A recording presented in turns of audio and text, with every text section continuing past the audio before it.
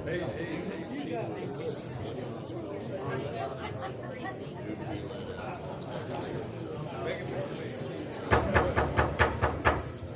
like to welcome everybody here tonight, and hope you'll learn something. We'll learn something from you too. First of all, I just want to say that I need to state for the record that the news media was advised 24 hours in advance of this meeting, and the purpose of this special meeting is to discuss new revenue streams for the county so that we can continue to provide the services necessary for the citizens of Grant County. Since this is a special meeting, the only thing that can be discussed is just what is on the agenda, which is the revenue for taxes. The taxes for revenue. We will have a citizen's address after the meeting. Huh?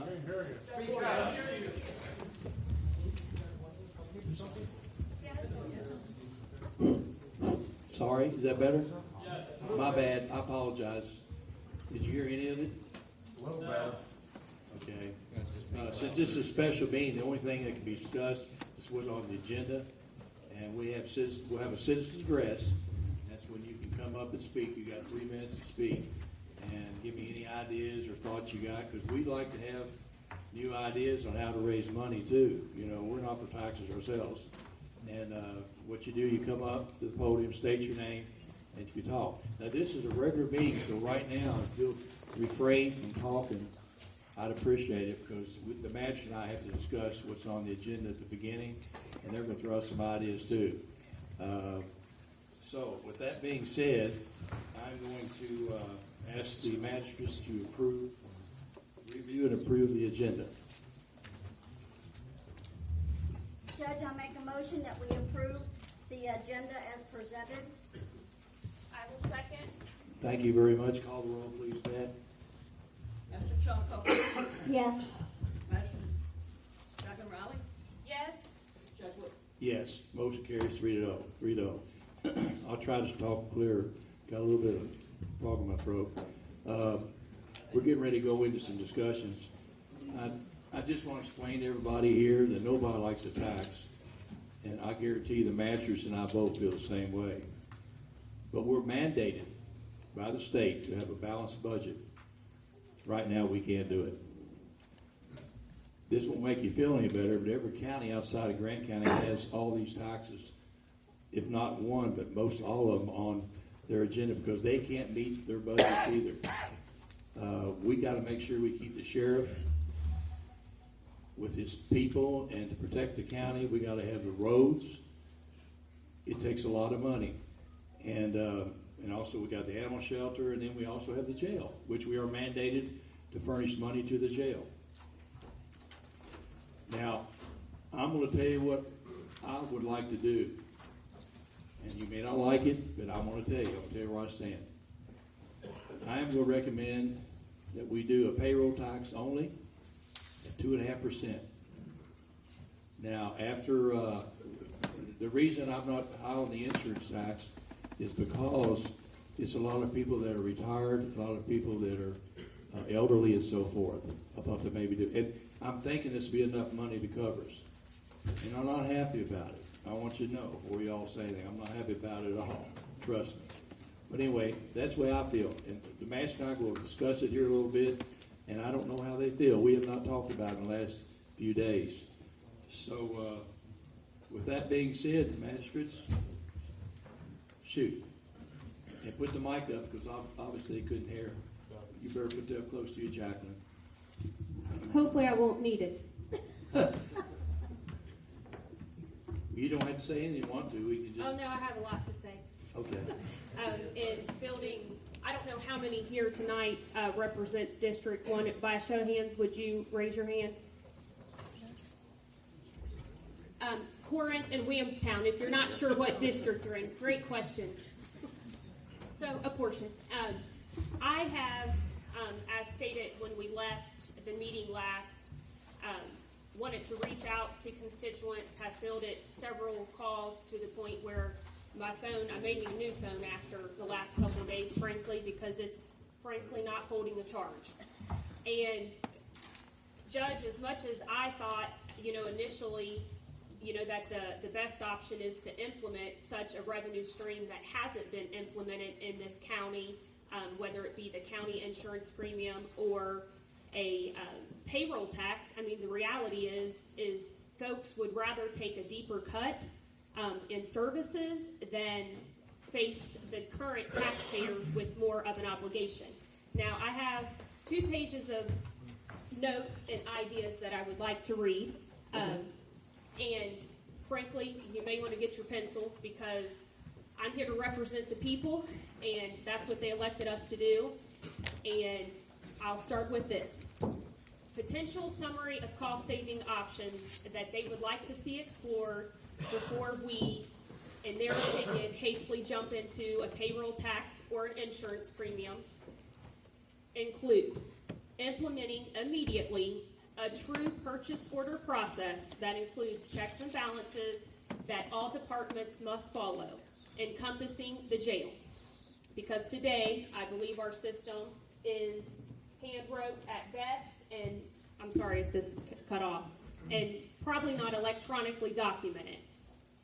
Secondly, have all department heads present at a caucus meeting immediately to review in detail so that taxpayers are aware and can see the current cuts that have been made and or services that we choose to not continue to provide because they prefer taxes not to be raised. As you indicated last week, next idea, that you would cancel immediately all cleaning contracts countywide, which would yield potentially for the remainder of this fiscal year a little over $23,000. Next idea, modify the printer copier contract that we currently have in place, reducing the number of units that we currently have as far as copiers. Recall, not even a month ago, we just implemented that and added a few new units, but quickly connecting with the service provider to see if those any of those units can be discontinued for a lower price option. This particular one comes with a lot of representation within this community, and even folks outside of the district I represent. Includes reorganizing administratively immediately within the courthouse office here to eliminate the position of a deputy judge and go back to either a part-time position or not staffing that position at all. Implementing a clerical position that would process claims, have an administrative assistant that could potentially take over HR representation, which we desperately need for this county, and continuing clearly with the obligation of the county treasurer. This idea could include pulling Mr. Mullins in, who was a recent hire that I did not support hiring because I knew the financial shape that we were in. Mr. Mullins could be put in place to issue POs because when you're dealing with taxpayers' money, it's important that you have separation of duties for auditing and legal purposes.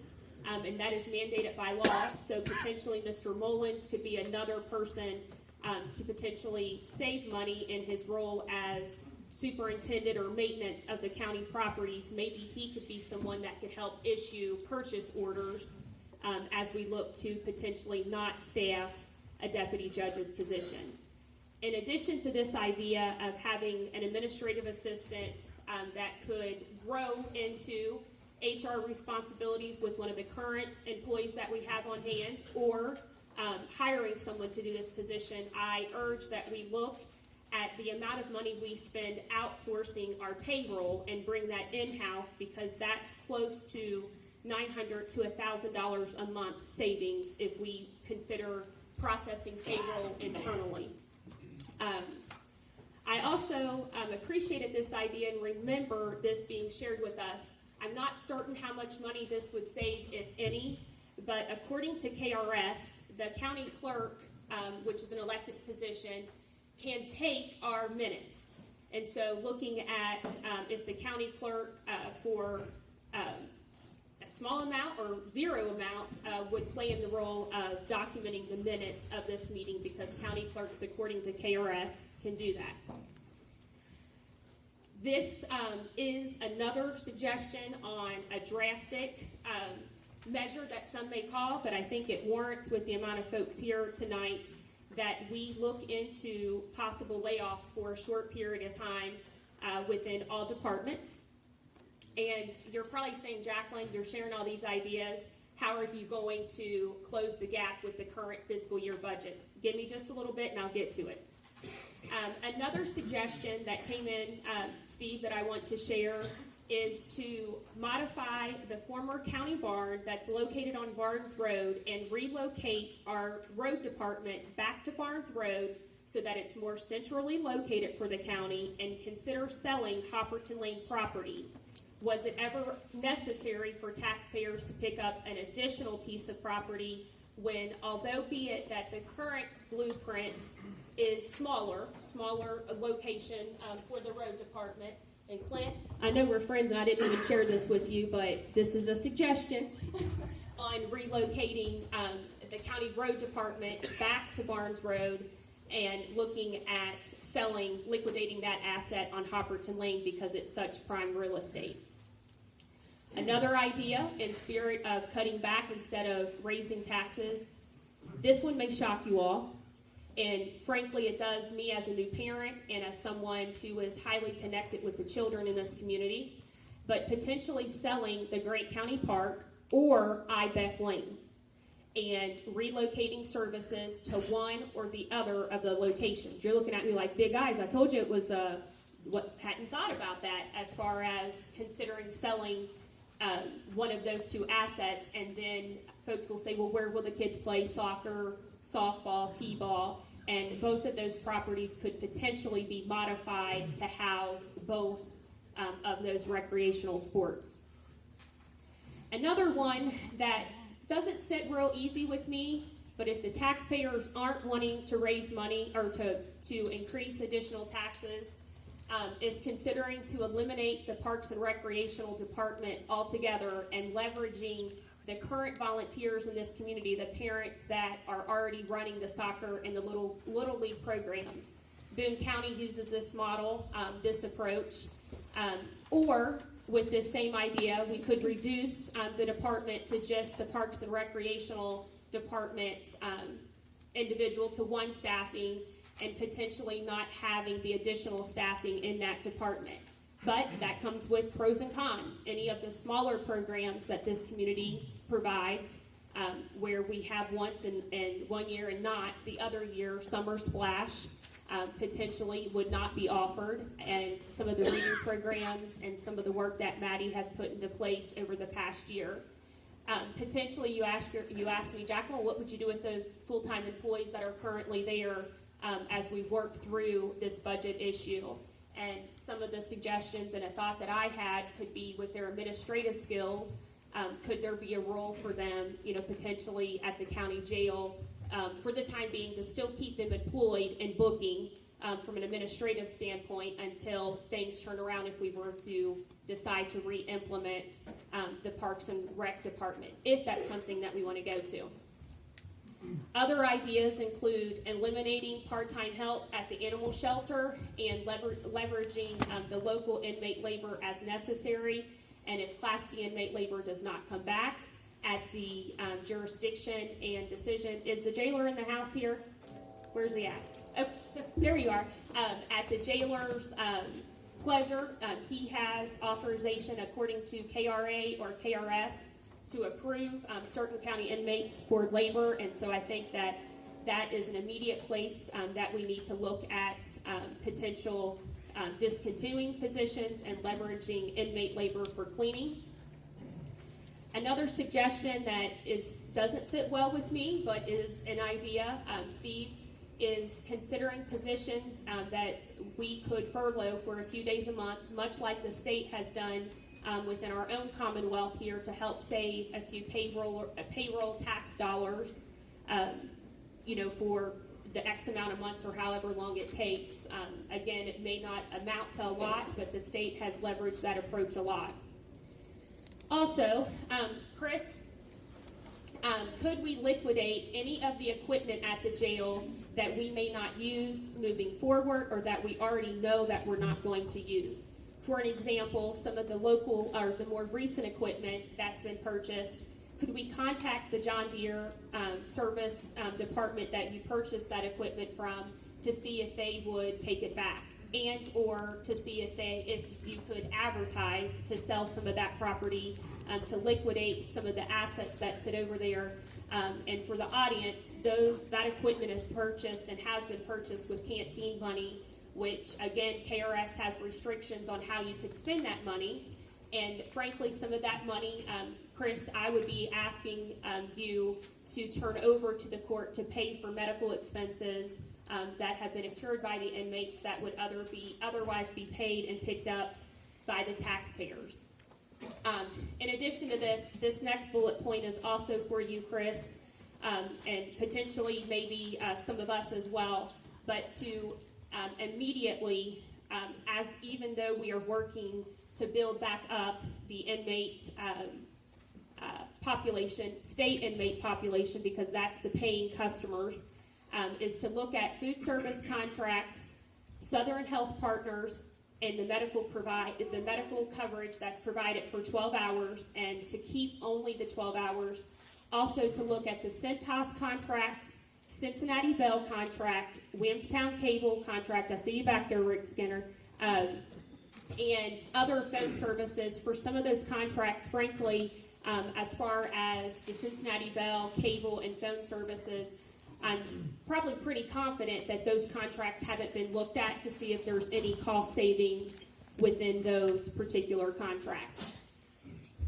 In addition to that same idea, even with us internally, Steve, contracts that are here with the phone providers that we have, both with Cincinnati Bell and Verizon cell phone. As a prior county employee many years ago, Nextel or Verizon or other providers would come in and encourage us to look at different plans. And I would like to see us do that as well in spirit of tightening the belt, which is what these folks want. And then, Chris, the last thing that I would ask, and I don't know how much money is in canteen or commissary, but as I impressed upon you last week, you played a huge part in making this work. And I would be asking for you to turn over a portion of monies that you have in commissary to cover some of the medical expenses, which are quite lengthy, according to the documentation that Peggy had provided. Peggy, I see you back there. I really want you up here. Why are you in the audience? I just caught you. So those are some of the ideas, of which I will email you, Steve, these ideas that I have looked at over the weekend, that I have fielded from many, many constituents in my district. And some of the last things that I want to say include part of the analysis that we asked Peggy to work up, and Julie, I don't know if you played a role in that also, or who else did. The reality is there's a lot of moving parts, and in that analysis, the best I could identify, it published that there would be 85 state inmates, whereas this weekend and today we have 157 state-paying inmates and 57 county inmates that we aren't paying for. Just that sheer difference alone is $343,392,000, and that's additional revenue that we will continue to bring in that was not factored in on the forecast. In addition to that, if what Chris has shared with us, that every day they are working to continuing to beef up their staffing situation, which would allow them to bring in additional inmates, that my best guess right now, based off this analysis, and assuming that the number doesn't raise, which we know that that's not the goal, is that we're looking at roughly $500,000 in savings that we need to realize in between potentially the list of options that I planned out, but then partnered with the fact that I pray, who prays about the jail, Jacqueline does, that state inmate number continues to go up, because that means the higher it goes up, the smaller that gap shrinks. And so separately, I think part of this puzzle, asking ourselves, do we have enough ideas here to close the gap for this budget? And if folks that I represent, Steve, have came to me and said they'd rather see deeper cuts than an occupational tax. I don't believe that the insurance premium, I think it's crazy to say that we'd implement it to 12% and be the highest in the state, where the county would not realize enough to even make a difference. But then on the flip side of it, I think we've got to ask ourselves, in addition to these cuts, I think some of I would say the bulk of the constituents that have phoned me had said, I could live with, some new revenue streams being implemented, but to continue to tax the same group of property owners or folks that are working, they were looking, are there other ideas? And I would like to see the county attorney and the assistant, right? I've never even asked you your role, Julie, and I've only begun to work with you since last week, which I think you've done an awesome job presenting some options. But these are also a few additional options, and I don't know if these exist. I've explored on my own, and I found a little bit of data, but I need someone that's schooled in this. A potential sales tax of 1% countywide. Could this be implemented such that when we? Okay. Yeah, the state prohibits. Okay, fair enough. It was just an idea, and I wanted to follow up because that was ideas from those of you in the audience. Another idea, I don't believe that it will be a lot, but I think it could be enough if we do some of these other ideas and the jail continues to increase state inmates. Could we look at the tourism tax for restaurants and in addition to potentially raise the hotel tax? I understand that the county only realizes, and I want you folks to realize this too, the county only realizes 3% of the hotel tax that's collected from an administrative standpoint. Your tourism board sees and realizes the rest of that, and what programs they choose to put on within this community, it's at their leisure to do with that bucket of monies. And if any of you have been paying attention to the amounts, because of the ARC, Mike, I think I saw you back there, come in. Because of the ARC, hotels have been staying booked, and so they have generated a lot of revenue. And Judge, that was one of the ideas that you had brought and that Julie had shared. And I don't think, I don't want to shy away from that because that's revenue that we desperately need, but that it wouldn't be on, just the property owners to bear, from an insurance premium tax, and it wouldn't be just on the employers to bear. And I say I want to consider that. I might intercede on that. Go ahead, Joe. What did you say? On the tourism, and so That's capped at 3%. We're already at 3%. Okay. By statute, we're not allowed to raise it any more than that. okay, but one thing that we're not implementing now that I think we could implement is a restaurant tax that falls underneath the tourism tax. County can't do that. Individual cities, if they are fourth or fifth class city, individual cities can do that. Okay, so you've already followed up from when I shared that with you. Okay. Okay, so you're telling me completely scratch that idea. Pretty much. Okay, all right, fair enough. And again, I want to follow up because these are ideas that many of you have had and you're not aware if we don't present back to you. Two other ideas that came in, Joe, which I don't know if these are feasible ideas or not, but could a higher property tax be implemented for just the rental properties? I don't know on the, that's not something that's going to have to be more researched. In general, though, the amount of increase that we can pay on property taxes Is mandated by fairly statute too. negligible. Well, If you get your 4%, people talk about a 4% increase to the property tax. That doesn't mean that we're going to raise it from, let's say, for example, if it was currently 4, that we can raise it up to 7. It doesn't work that way. What we have is I don't know the terms off the top of my head. Basically, we have what we had brought in last year. The amount of tax that it would take to match that for all existing properties, not including any new properties, is the number that we start with. For us to be able to raise that amount, let's say we bring in $50,000, then we can only raise it enough to bring in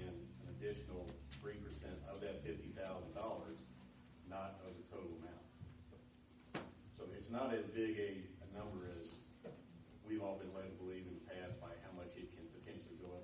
It's very restricted. It can go up, but it's very restricted. Okay, and constituents again, and I somewhat like the idea too, on folks that have rental property, you know, as you have rental property, you're making an income, but those renters that are living there aren't paying a property tax, and so they just said, would you ever consider, and that renter could pass on that increase to the actual person who's renting, if they choose. Many of them probably wouldn't, but it was just an idea, instead of taxing all property owners, what about looking at, and I don't even know if such properties are even documented as rental or not, but another idea.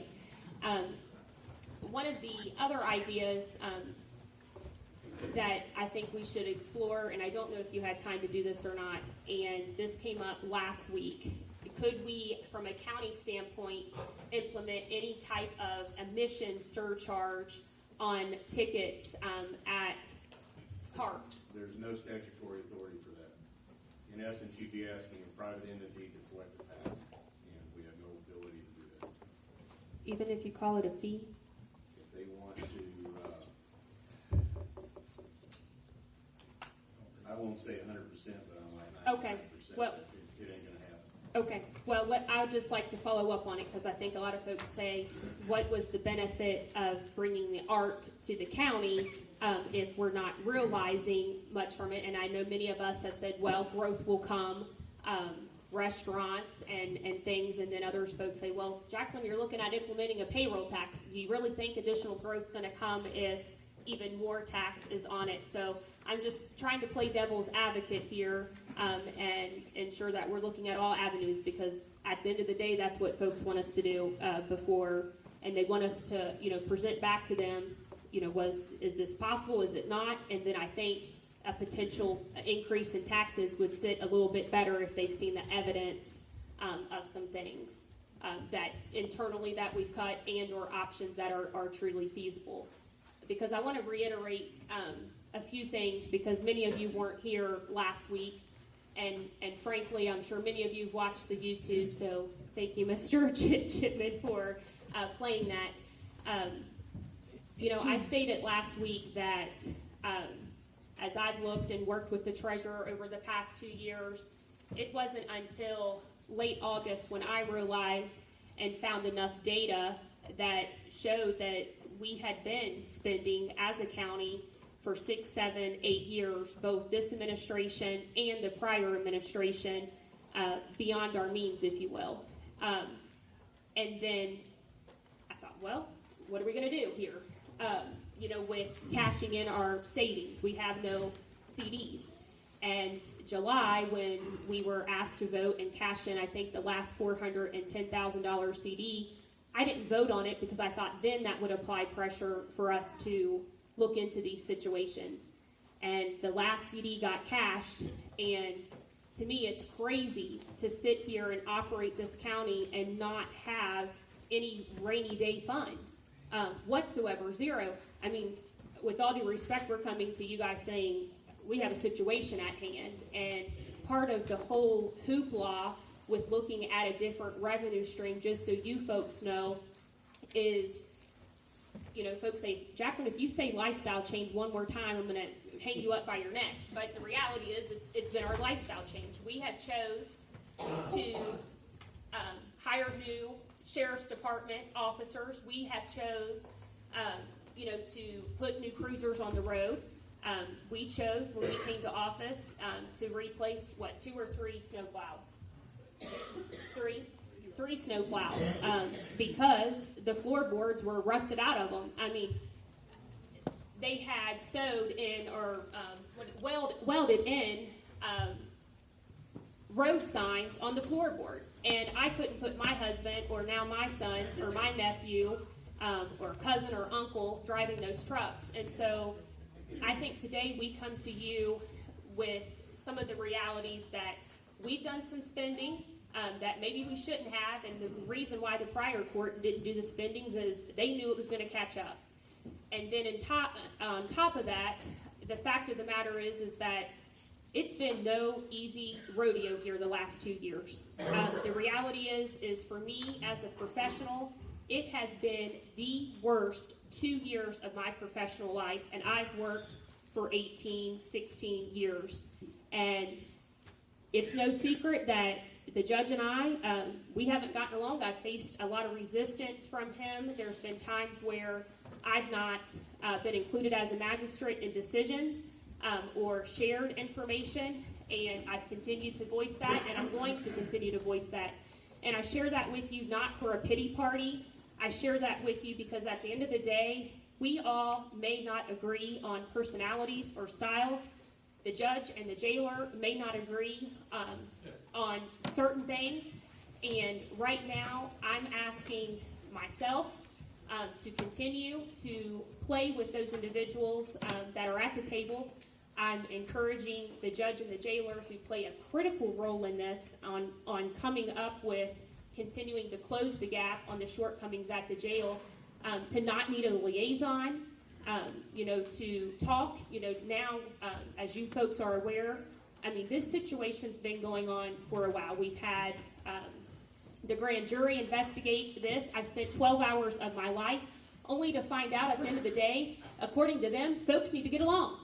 And I'm like, are you kidding me? Because I'm a human resource professional for a Fortune 500 company and have been for over 10 years. And I'm just here to tell you that for me, with what I have going on in my life, the prime of my life, as a new mother, a new parent, someone who operates a farm, someone who doesn't have to do this, I choose to do this.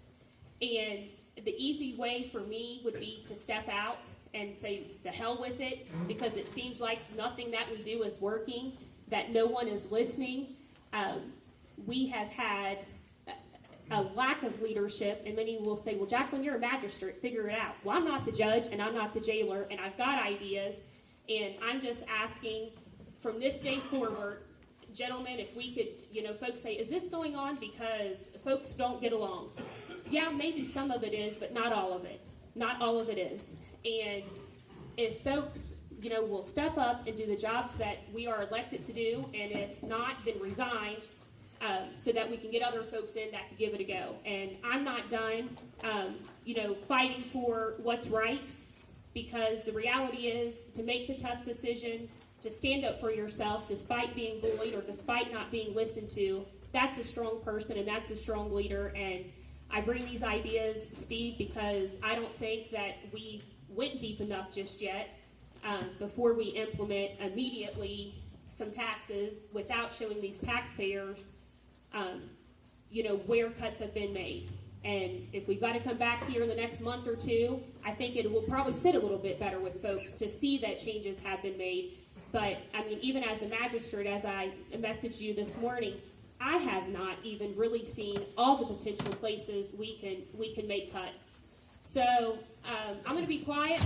I know I've talked a lot. You probably think I'm like a preacher. Maybe that's going to be my job in the future. But Jacqueline, are those your ideas or your constituents' ideas? Combination.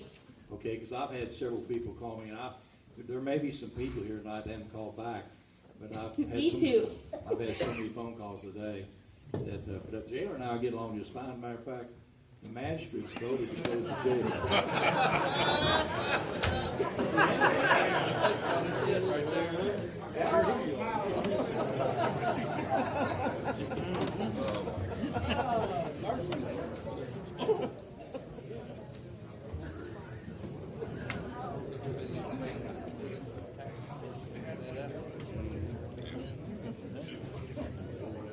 Okay.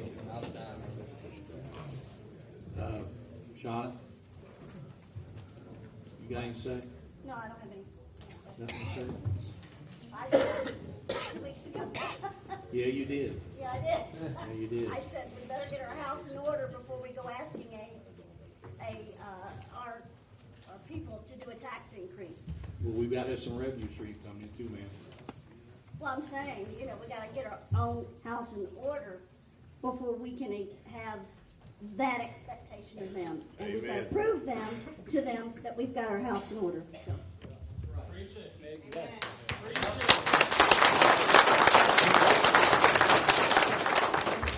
Okay.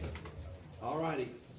Now, whoever wants to speak can speak now. You come up to the stand there, you state your name, and I'd ask that you address the court in a courteous manner.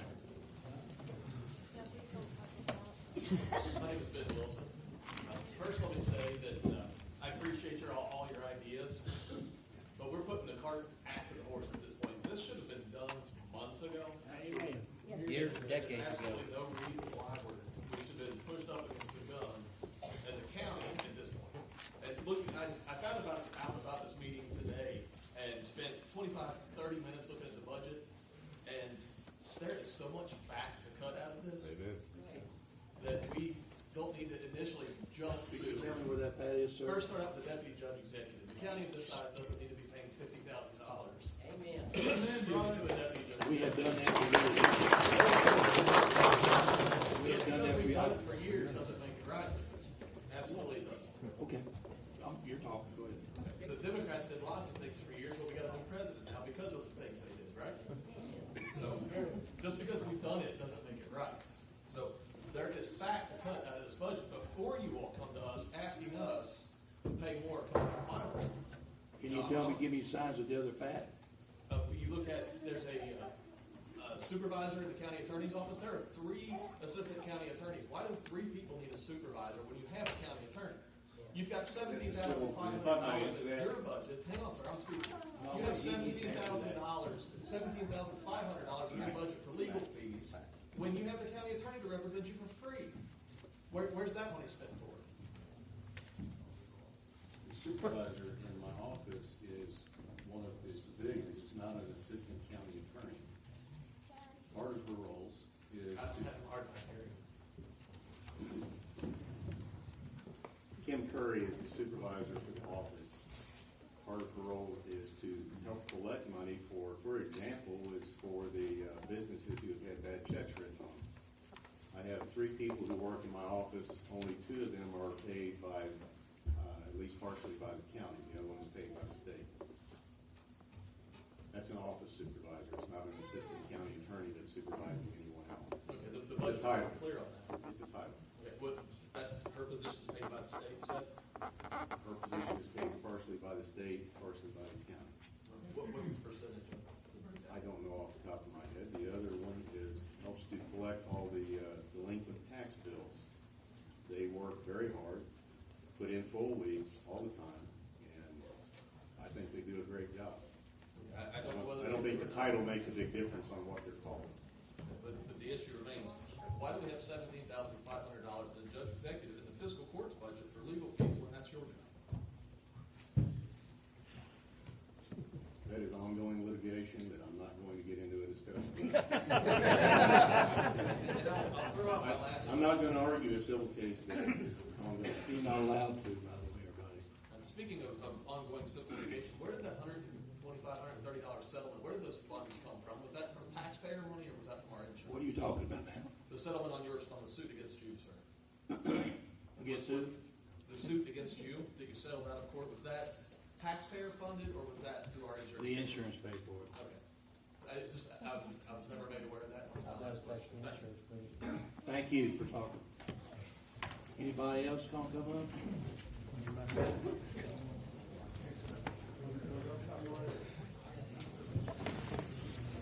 Can everybody hear me? No, can't hear What about now? you. Yeah, that's right. You shouldn't need a mic either.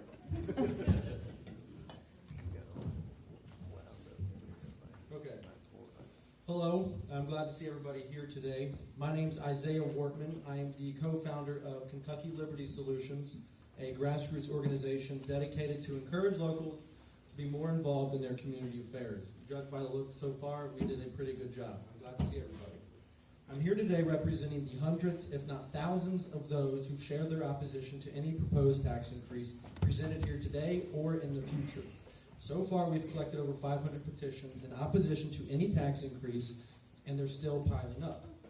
We would have had more had the fiscal court informed the community about what's going on rather than trying to sneak it through. I'm not here for your high school drumming where the fiscal court blames the jail blames the fiscal court, and everybody blames the past administration. It would appear that it's everybody's fault, but nobody's fault. The taxpayers elected you. You are the ones accountable. You work for us. We don't work for you. It's your job to represent our interests. asking the families and workers of Grant County to surrender thousands of dollars of their hard-earned money because you mismanaged an $11 million budget is wrong. It's nothing more than a taxpayer-funded bailout for your bad behavior. It's a tempting suggestion. Rather than doing the job the good people of Grant County elected you to do, to be fiscally responsible, hence the name Fiscal Court, you want to take more money from the wallets of taxpayers. And while you scheme behind the scenes to tax working families, every single Grant County elected official, you guys are cashing in with a 2.1% pay raise this year. Say that again. You are cashing in with a 2.1 pay raise Who this is? year. Every Grant County elected official. It's for an adjusted cost of living, which you are more than legally able to put that back into the treasury. Okay. Excuse me. You have a tough job. No one is Right. denying that. Just a minute, 1 Isaiah. minute. I want to clarify that. Oh, excuse Okay, me. My let bad. me clarify that, please. I As just ma- found out about this today. Please, can It- I, please, No, Okay. please, I let want to me clarify that finish. before we Okay. go to the Okay, let point. me finish my point. We'll come back to it. Yeah. You have a tough job, no one is denying that, but I don't think it's too much to ask for you to do the same thing that the working families of Grant County are expected to do. Balance a checkbook. Every single worker here, every single family is expected to do that, as you all are. You say you've spent the reserves, and I have zero doubt, Judge, that you have spent every penny. And now the only option is to stick your hand in the taxpayer's wallet to snatch even more. Spending other people's money appears easy as you have recklessly proven. The tough work comes from balancing a budget and being a careful, responsible steward of each and every penny that comes from taxpayers. When you do this, you are taxing the manufacturers, from the farmers, from the construction workers, from the teachers. Instead of doing that, you're taking the easy way out. And by doing so, you choose to betray the sacred contract that voters signed on when they voted for you. When you raise taxes, you are taking money from the local economy, from the local workers, and you're strangling businesses from the employees that they hire. You make it harder for the mom and dad breaking their back to feed their child and providing shelter.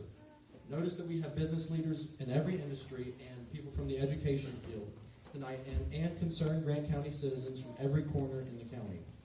They are here because they disapprove of your irresponsible and reckless behavior.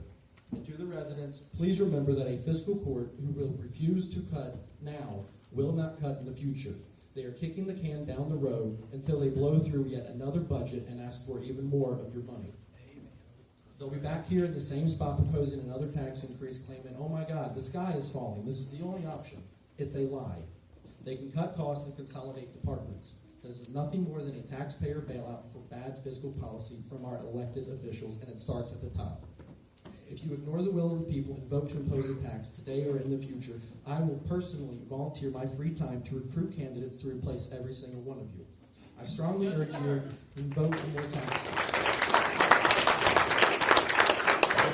Reduce spending, cut excessive costs, and consolidate departments. Thank you.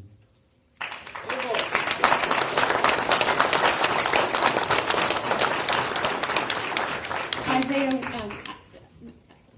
Magistrate Go ahead, Goldar Sean. wanted to comment. You want me to comment? No, that's fine. You're doing good tonight. No.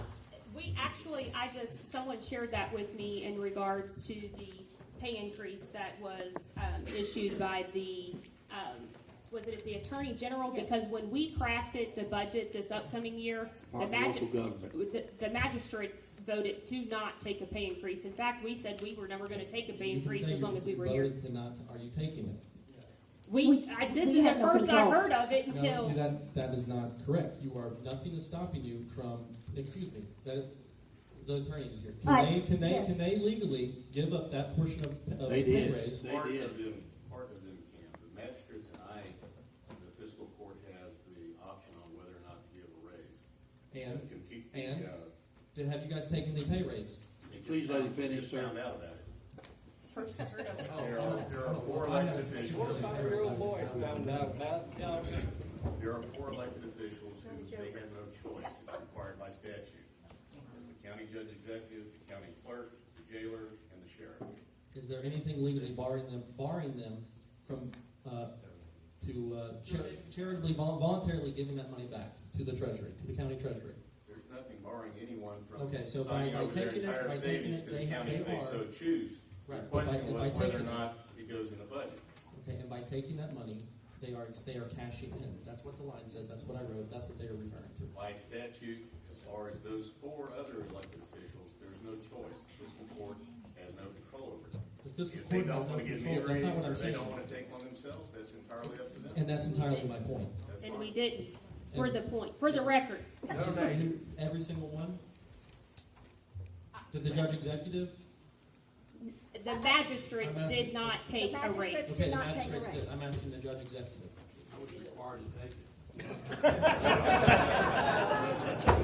Give it back. Please. You can see, Refrain from that, please.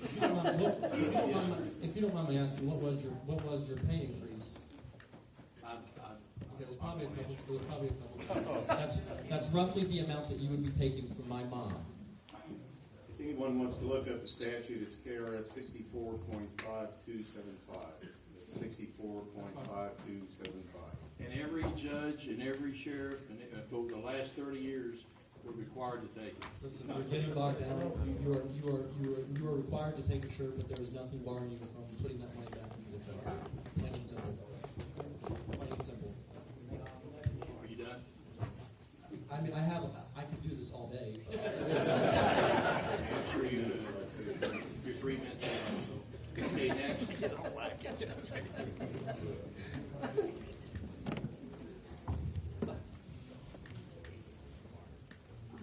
My name's Ron Ashcraft. I just got a few things. He brought up the delinquent tax bills. How many thousands of dollars have we got laying on the county here just in delinquent tax bills alone that's not been collected for how many years? We file cases in small claims court on a regular basis if we're able to get service on those people. That's not the question. Then we It's do. how many thousands of I dollars don't are know laying those on numbers the off the top of my head. hundreds of thousands? I have no idea. And has anybody ever really pushed the issue? I used to buy tax liens because I looked at the tax bills years ago. And believe me, there's a lot of money laying on our books here in Grant County that's laying there and have been for years. That's why we sue 10, people. 15, 20 years they've been laying there, and nobody has ever done anything to foreclose or any way to push it hard to get that money out of them people. If they can't pay their taxes, then they shouldn't own their property. And you're talking thousands and thousands of dollars here. You got an example, we'll look into it. Look out, look at your books. I'm asking you, you're making the assertion, what's the property? Do what? You're making the assertion, where's the property? Look at your delinquent I'm tax asking bills. you, where is it? You're making the assertion. I haven't looked at them lately. I'm just telling you, you brought it up, How and do you you know? people are working hard to do these, to get this Yes, money. they are. And you're not doing it. There is ways, if you don't pay your taxes, you lose your property. You know that. That's why we sue people. But how many pieces of property has the county seized over the last 30 or 40 years? That was looked at by a number of county attorneys before. And if you have something that is worth the trouble that it's gonna be to go after it, that's fine. Those taxes or those bills tend to be bought by people who go after it themselves. You're correct. Why would you allow the county allow that? But what the bills is, the ones that's laying there that nobody's bought, what are you doing with? They lay there for 20, If 30, we 40 can get years. service on them, then we go after them. But do you collect them? No. We collect them and we can get service on them. And what do you do if you don't collect them? They lay there on the If it's book to the next year again. If it's a low-value property, then it would lay there, because it would It be, doesn't matter if it's low or high reach the, value, it's still you a reach the property point of value. diminishing returns on it. It's still a property value to this county, and you're talking thousands and thousands of dollars laying there. And you talk about, also, you're talking about you have to take your pay raise. I don't have to take mine. Steve said he did. He's required to by I law. think that's ridiculous. Is there anything in there that says you can't cut the pay? That's not allowed either. That's Sir, not you're allowed. more than welcome to empty out your checkbook and send it into the county He's not an elected general official. fund. Excuse me, But, you know, the tax bill is one big thing. And I'm sure if you start looking, bring that number back to us and let us know how much is laying on the books down there. Hundreds of thousands of dollars. That would help this county a heck of a lot right now at the very prices they're in. I do know that. I used to do all that, so I know how that works. Thank you. okay, That's 3 minutes. You took 3 minutes. Okay, next.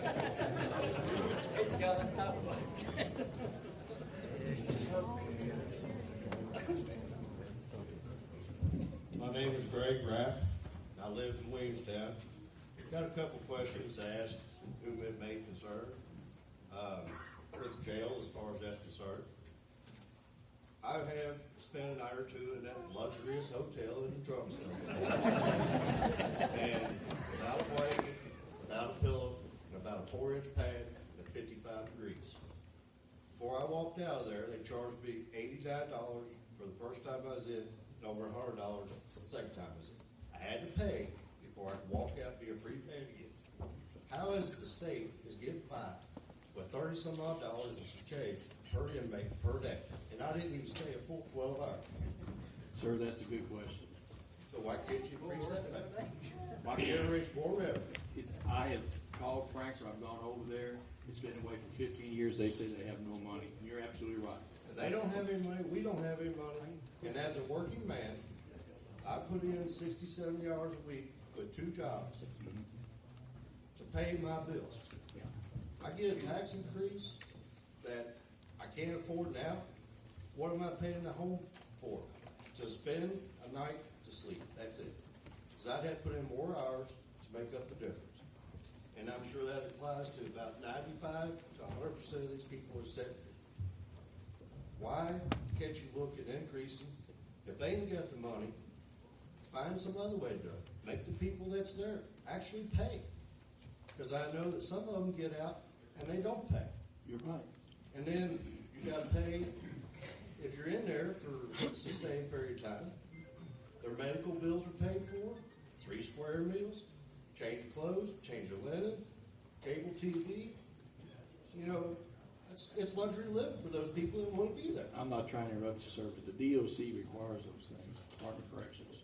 And I Okay. agree with what you're saying. I'm not arguing with you. Okay? They make them pay while they're staying in. If they got a 30-day stay, they got to pay the next number of dollars just like I had to. And if they can't work it off, put them on the side of the roads, pick up trash, shovel sidewalks, salt sidewalks, put them to work for the county to earn the money to put back into it. I mean, the jail is not the root of the problem here. The jail has a lot to do with it. But at the same time, if you're not collecting for what's going in, you can't get it back out. I do want to say one thing on the 3134. That is the only amount that the DOC does give us for a state inmate.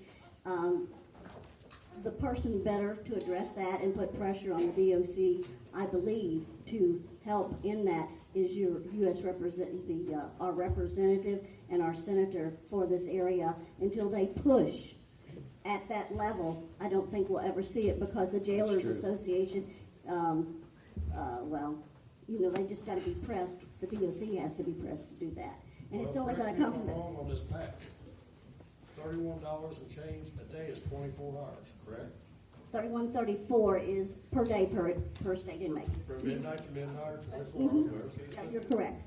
I spent less than 12 hours, both times paid over $50 more for that. And I'm sure there's several other people that probably won't admit it, has been there as well. So how could I have to pay $50 more if somebody gets 4 times a night? Plus, I was in the so-called drunk tank at 55 degrees and was told it was that cold without a blanket and pillow because they didn't want infections to get spread. Understandable. Give me a blanket and a pillow. Them other guys wear for free. 72 degrees, whatever, it's to stay, blanket, pillow, and a softer mattress. And I'm going to be honest with you, I don't know those further details. You're going to need to address the jailer on that, because he is supposed to be, I'm Well, thinking. that's why I asked. That's Yeah, why said I don't know. This addresses to whoever. Yeah, I really don't know. I just look at the 3134 and really cognitive of the fact that you have to have so many state prisoners coming in. It takes about a 2.5 of state inmates to pay for one county inmate is what I've got. You know, and that's what I want to look at, is to make sure that we've got that population up in order to cover our expenses and to cover our inmates. and you need to raise that. Like I said, I had to pay $89. What sticks out in my head, the other one's over $100 for less than 12 hours. You got people staying there for half of that, or less than half of that, for 24 hours. My breakfast was a handful of Cheerios, 3 peach slices, half a pint of milk, and a toast. They get 3 square meals a day. No, they do. They do. Sir, your 3 minutes about up. I apologize, I didn't catch his name. It was Greg Rapp from Williamstown. Yes. Got it. What's the last name? Rapp, R-A-P-P. Yes. Hello, everyone. I'm Rob Marshall, and we own a couple dealerships here in Grant County. And Jacqueline, if you ever get tired of working at a Fortune 500 company, please come talk to me. All right? But hey, I want to put a human face on what you are presenting with the 2.5% payroll tax. With I employ roughly 120 people in Grant County. For those people, what you're asking to put this burden on their back would be an additional $1,382 per employee per year. That's a lot of money. Okay? That's a lot of money. And a lot of these great people in this room, the same thing's going to happen to them. Okay? It's not fair. I would propose, let's do this. There's some great businessmen in this county. I volunteer my time. Buck's a good businessman at Powell Chevrolet. There's Limestone, they're a good business. There's a lot of Dana Transmissions, some good business people. Let's all get together. I'll volunteer my time at my facility. I'll buy lunch and breakfast. Guys, bring your budget. Let's go through it line by line. Bring the sheriff, bring the jailer. Okay, we do this all the time in the business world. When we went through a bad recession, and a lot of dealerships went under, and I survived because I had to cut back. I had to make very difficult decisions that affected a lot of people. But I knew if I didn't survive, the rest of the people wouldn't have jobs. Now I'm back stronger than ever. We can do the same thing to this county. It just takes time. You can sit down and go line by line. I have your budget here. I'm a business guy. I read financial statements all the time. It's difficult. It's hard to make sense. It really is. And so that's my 3 minutes. But if that's something, Judge, that you'd be willing to do, be very cordial. I'll volunteer my office facilities. I'll buy breakfast and lunch. We'll sit there as long as it takes. Okay? Evening or night. And that's as a community. Get this done for the best of the community instead of putting a big 13, 14, 1,500-pound weight on everybody's back in this room. So that's all I got to say.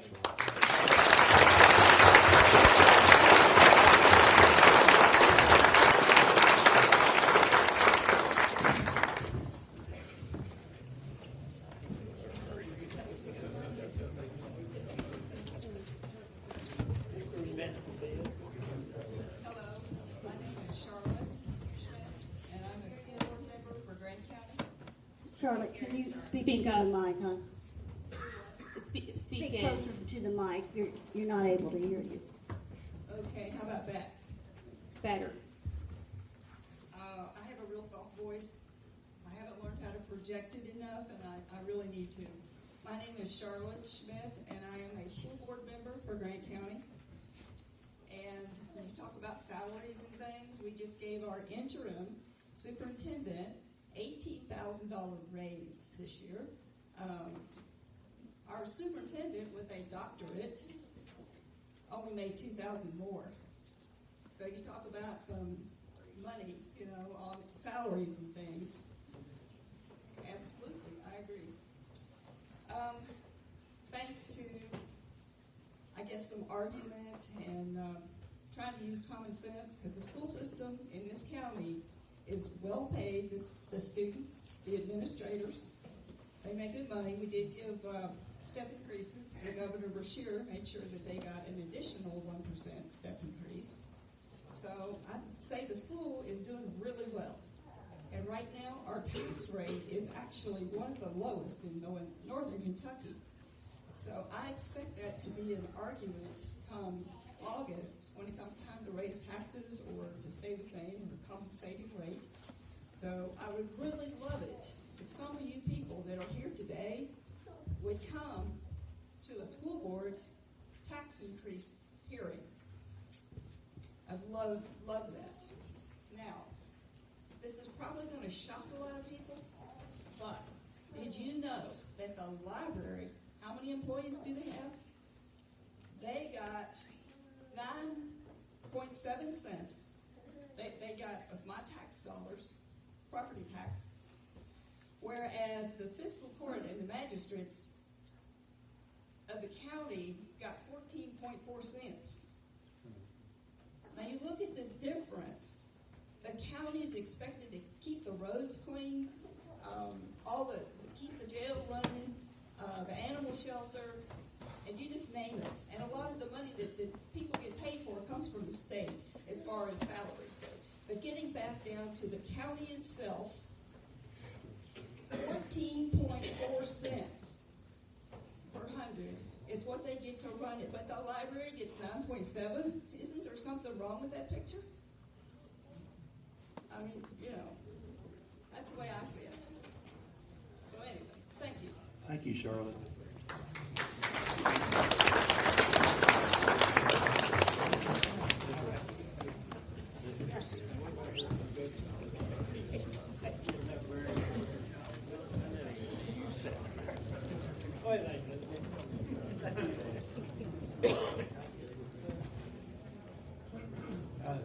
John Souter, Dry Ridge, West Dry Ridge, as a matter of fact.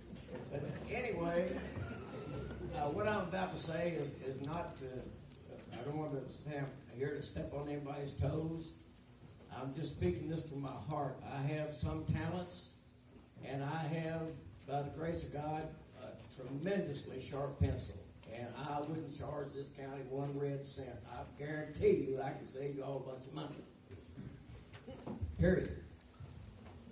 And I do it in love. I don't want nothing for it. I just want to help out my community. That's about it in a nutshell. One thing I would say, there was a former employee of the county, I won't go into names, but at one of our Tea Party meetings, I volunteered. They were talking about needing vehicles and different things like that. And I said, well, I've been in the business for a lot of years. I'll help you. I'll go I'll go hunt you some cars, trucks, whatever you need. No charge. I want to do it for the community. Never heard no more about it. He said, but never heard any more about it. And all the folks that were at that meeting that night asked me later on, different variations of time, have they asked you to do anything what you volunteered to do? Hadn't heard a word. But I'm publicly saying, folks, I want to do this for my community. I don't want nothing for it. I don't want my name in the paper. I don't want none of that. I just want to help out. And I have the capability. By the grace of God, I got the ability with a big, sharp pencil. I can get some money saved. Serious money. Thank you. Thanks, John.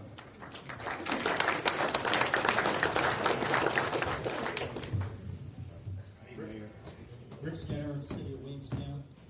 I've been an advocate for an exit plan for the jail. I was one of those that talked to Judge Woods and magistrate saying, let's close it, let's tear it down, develop that land. It's premium land. We've got about 30 acres there. I still believe that with one little bit of change. Since we've got on the Barnes Road a hospital, the health department, Grant Manor, a pharmacy, we've got all those things we need. It's set up for senior care living.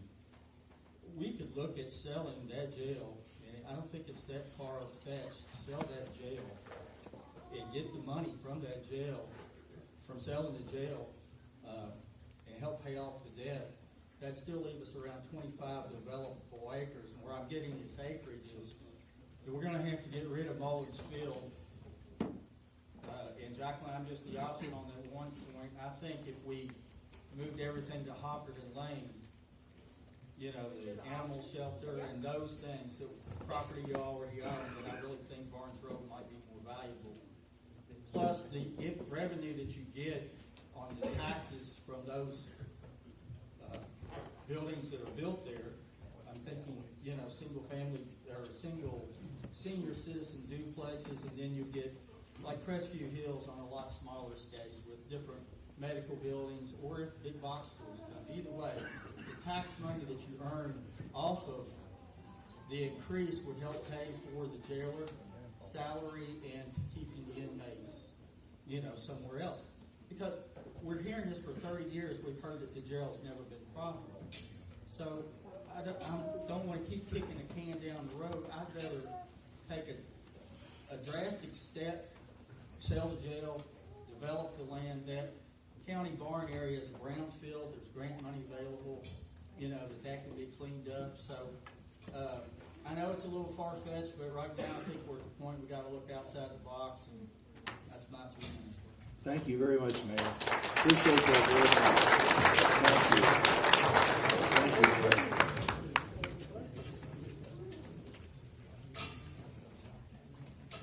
Good evening. My name is Debbie Rogers. I live in Dry Ridge/Crittenden. I am also a school board member, and I echo what Charlotte spoke a little while ago. And speaking of what she talked about, I have a question for the court. Do you all have a process where you have outside auditors that look through your spending and how you're running your business? Does that occur? Okay. Has any of these auditors ever given you all any idea that you're in trouble?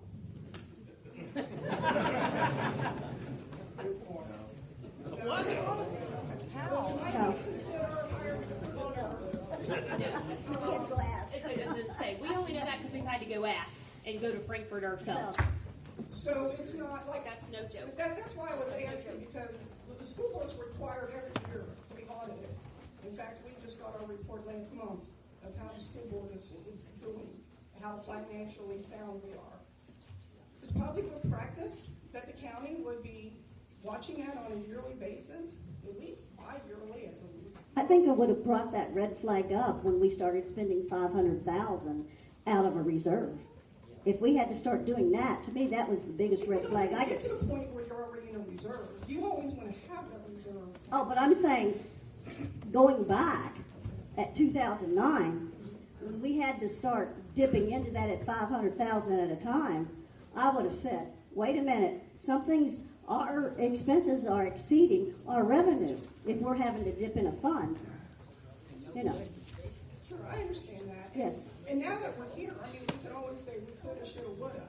But now that we're here, that's something you all might want to be thinking about, is maybe finding an auditor you can trust that's going to be frank and honest with you when you're in where we are. I think it's owed to the people who live here that we do that. And the other thing that I'd like to say, I'm sorry, it slipped my mind. I do all this. I know what it was, the taxes that you're proposing to put on the payroll.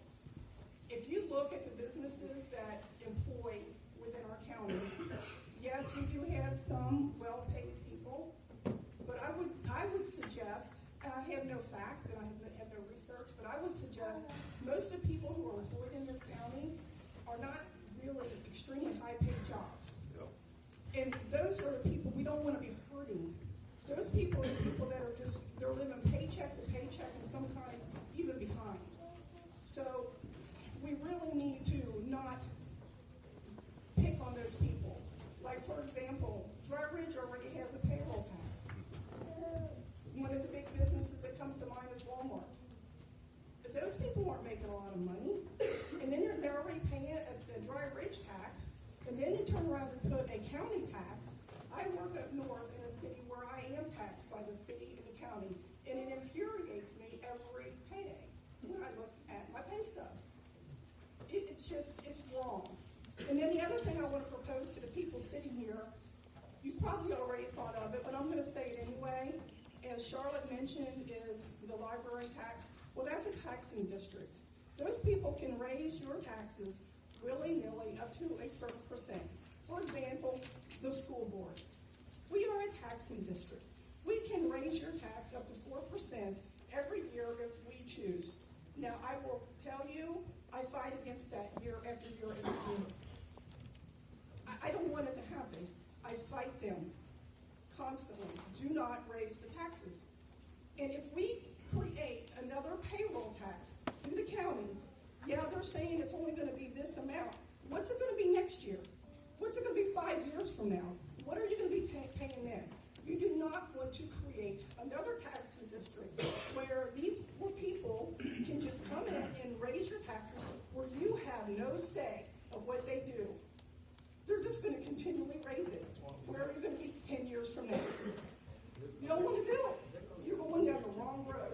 We don't want to do that. We want to be in control of what our money's being spent on. I don't want someone telling me, sorry, you're going to pay the taxes. Because we've decided. Can I ask you a question, really? Yes, sir. We don't have any say-so in you raising taxes at the school or the library. That's Why correct. does it not bother people? It should bother people. That's why Charlotte said we wish you guys would come to our tax hearings. It's always around the end of August, 1st of September. That's when it shows up. Please show up. I fight it. I'm on my 5th year. I'm starting my 5th year on the school board. Every year it's a battle not to have the taxes raised. I am against the taxes being raised. I feel like the school board has enough money. If we get tight, we need to trim the fat, like what we're doing here. And I will stand by that every day. And the more people who show up at the school board, the better off my argument is going to be. How many people come to your meetings? None. Maybe 1 or 2. We have about 4 or 5 each meeting, I too. understand that. I know, it's sad. It is. It is. And I think a lot of it is the fact that people are busy. All of us people, we're just trying to make a living. We're trying to have a family. We're trying to make a living. We're trying to make ends meet. Day after day after day. It's hard. I know it is. And I think this is wonderful that people are out here. I wish they'd come more often. Thank Yes, you. I agree. Thank you very much. One thing I would encourage, you talk about the library district. If any of you get the opportunity, you might check and see how much they have in reserve. That's a good point, John. Well, we did last time, and I was shocked. I thought they only had a couple of accounts. They had 4, and it was over $3 million, and they was trying to jack us up again. Well, we raised enough fuss about it and had to file Freedom of Information, but we got the real figures begrudgingly, and I want to emphasize begrudgingly, and we got it stopped. But the former regime, with the cameras rolling here on one fiscal court night, praised the people that run the library, or the person that runs the library. What a great job she did of holding the taxes down once again in the library. Okay. Hallelujah. Thanks, John. We got Just a another- side note, but just when you get some time. We got another speaker up there. Yes, ma'am. My name is Amy Kenner. I'm the city clerk for the city of Dry Ridge. So I can sympathize probably more than anybody else in this room at what these people have to go through. I understand cash flow, but I also understand budgets, and your budget is ridiculous. Mr. Marshall had a great point. You need to run this government just like a business. There is no business around that would stay afloat the way that you run it.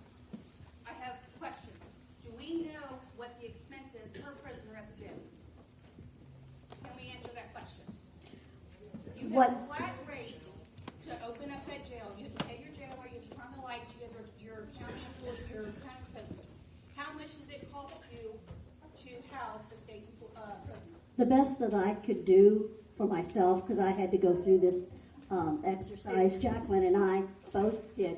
The closest we could get was between $55 to $65 because, just trying to dig up the material, it was just all over the place. But you ladies have done that Yes. recently, is that correct? We did that back in, Was that done before the budget was set for this year?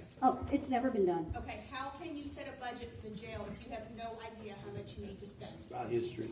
No, you did not know. When you don't know that number, you cannot set a budget. Plain and simple, you can't, you're guessing, okay? And I- You have to know how much it costs you to house an employee, or to house a prisoner. So you say, if I have 100, my expense is going to be X. If I have 50, it's going to be X. You have to set your budget accordingly. If you can set a budget and I want to share one thing with that. With a jailer's budget and with an elected official's budget, if you set that, you have to stay at it. Yeah. And they have to understand, one of the things that I experienced in coming on the court, everybody knew their expenses. Boy, they knew what that appropriation was. They knew what they could spend, but they didn't understand, I don't think, that you had to have the revenue to come in to offset that. Correct. You know, to back it up. And I'm going, wait. All of this, our paycheck doesn't come in every week. We don't pay rent, we don't pay mortgages, That's we don't right. pay the lights. And So I it think, has to be the same you way know. here. My next thing is, we made a comment last, meeting about moving the due date for the note that is due in June. Okay? I was taken aback by that, simply for the fact that we know that this note is coming due. When you do your budget, those monies should be set aside. Now, if that note came due the 1st of July in the new fiscal year, I would understand we might have a shortfall in revenues, things not coming in. But if that note is due at the end of June, those monies should have already been earmarked for that payment. That money should be sitting there and should never have been touched. Whoever authorized that money to be transferred should lose their job. Yes. Because that is a debt that you owe, and it's something that should have been paid, and never ever should have been taken away, ever. Now, my next thing is we were talking about possibly implementing a business license and a payroll tax.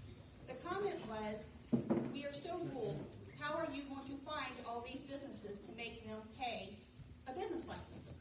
We run into that in Dry Ridge. Trust me, it is not a pleasure to have a payroll tax and a business license in the city of Dry Ridge.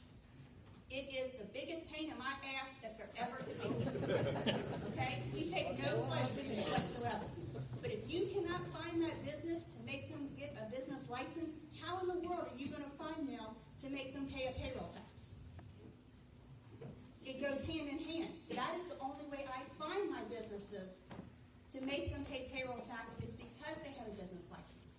It is not fair because I'm going to be in compliance if you pass this, and all of my city employees are going to have to pay this because, again, I'm going to follow the rules and go into compliance, but other people are not. So you will, if you do this, you have got to figure out how that's going to happen. Then, what about the expense of this person who's going to have to administer this program? It's not just taking the money in, but it's going after the people who don't pay. What are those going to be? What kind of thing is that going to put on our county attorney for going after them? Because trust me, I've got a whole list and I need him to prosecute for me. So those are things that we have to think about. Next thing is, instead of us putting our head in the sand, what's going to happen to the county whenever the city of Dry Ridge sends them a $540,000 bill for EMS services? For what? For EMS services. $540,000 a year, minimum, is what the residents of Dry Ridge put on their backs that they pay for the whole county to have EMS services. We have not billed anybody. It's none of the cities, none of the counties, and that ambulance runs all over this county. I don't think you citizens have been told that. They bill the citizens. But we do bill the citizens, and that's less. That's what the city eats. Our budget for the EMS department is over $1 million. The city of Dry Ridge eats $540,000 a year to provide those services for everybody in this county. That's why we have a payroll tax. That's why we have to have a business license. In order for us to keep that service going so that whenever your child falls at home and needs an ambulance, you have one in the county. Because I guarantee you, when somebody's not paying this bill, you're not going to have that ambulance show up. I live in the county. I'm willing to pay that to make sure that that ambulance comes to me. But I don't think you guys are aware, and they're putting their head in the sand because it's not been brought up. Because last week, whenever Jacqueline tried to bring up that and the 911, who will be out of money in 10 months, they will have no money to pay the 911. So when you call, you're not going to get somebody. And the 911 board is now going to be out of money because we all have cell phones now. That used to be funded on your landlines.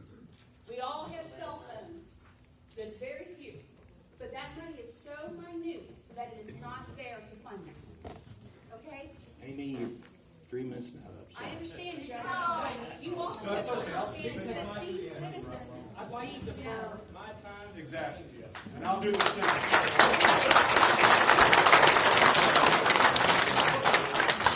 These citizens need to know the whole story. You have to set a budget and you have to stay in it. If there's cable TV anywhere in this county that the county is paying for, it needs to be shut off tonight. I don't have cable TV in my house because I don't have cable. I live here, and yes, the prisoners have to be private TV. There is nothing to say you can't put a rabbit ear antenna out there and provide them channel 12 that comes across the air. Amen. Free.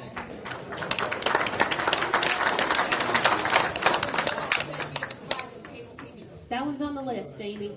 I understand, and all of those things are great things for us to cut, and that's exactly what has to do. So I understand money has to come from somewhere, and please do not attack me when I go out the door. I am not saying I am in favor of a payroll tax, but if that has to go, then by God, I want to be damn sure where the money's going. I'm not going to sit an hour on my road while I save 6 people off the side of the road because the county has not salted the hill that I need to get out of. I can't go run the city of Dry Ridge if I can't get to the damn city. You know, that's ridiculous.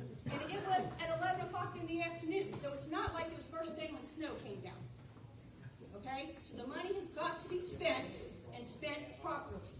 And you all need to be accountable. The past is the past. Hindsight 2020. Trust me, Jim and I have dealt with it galore at trying to clean up what the past has done. But it goes to show what you do from this moment forward and how you're going to spend this county's money.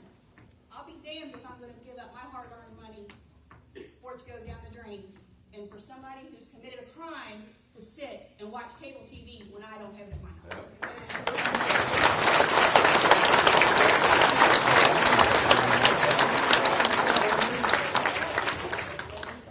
I have a quick question. What was the dollar amount, what does the county pay to the city of Dry Ridge for the EMS service?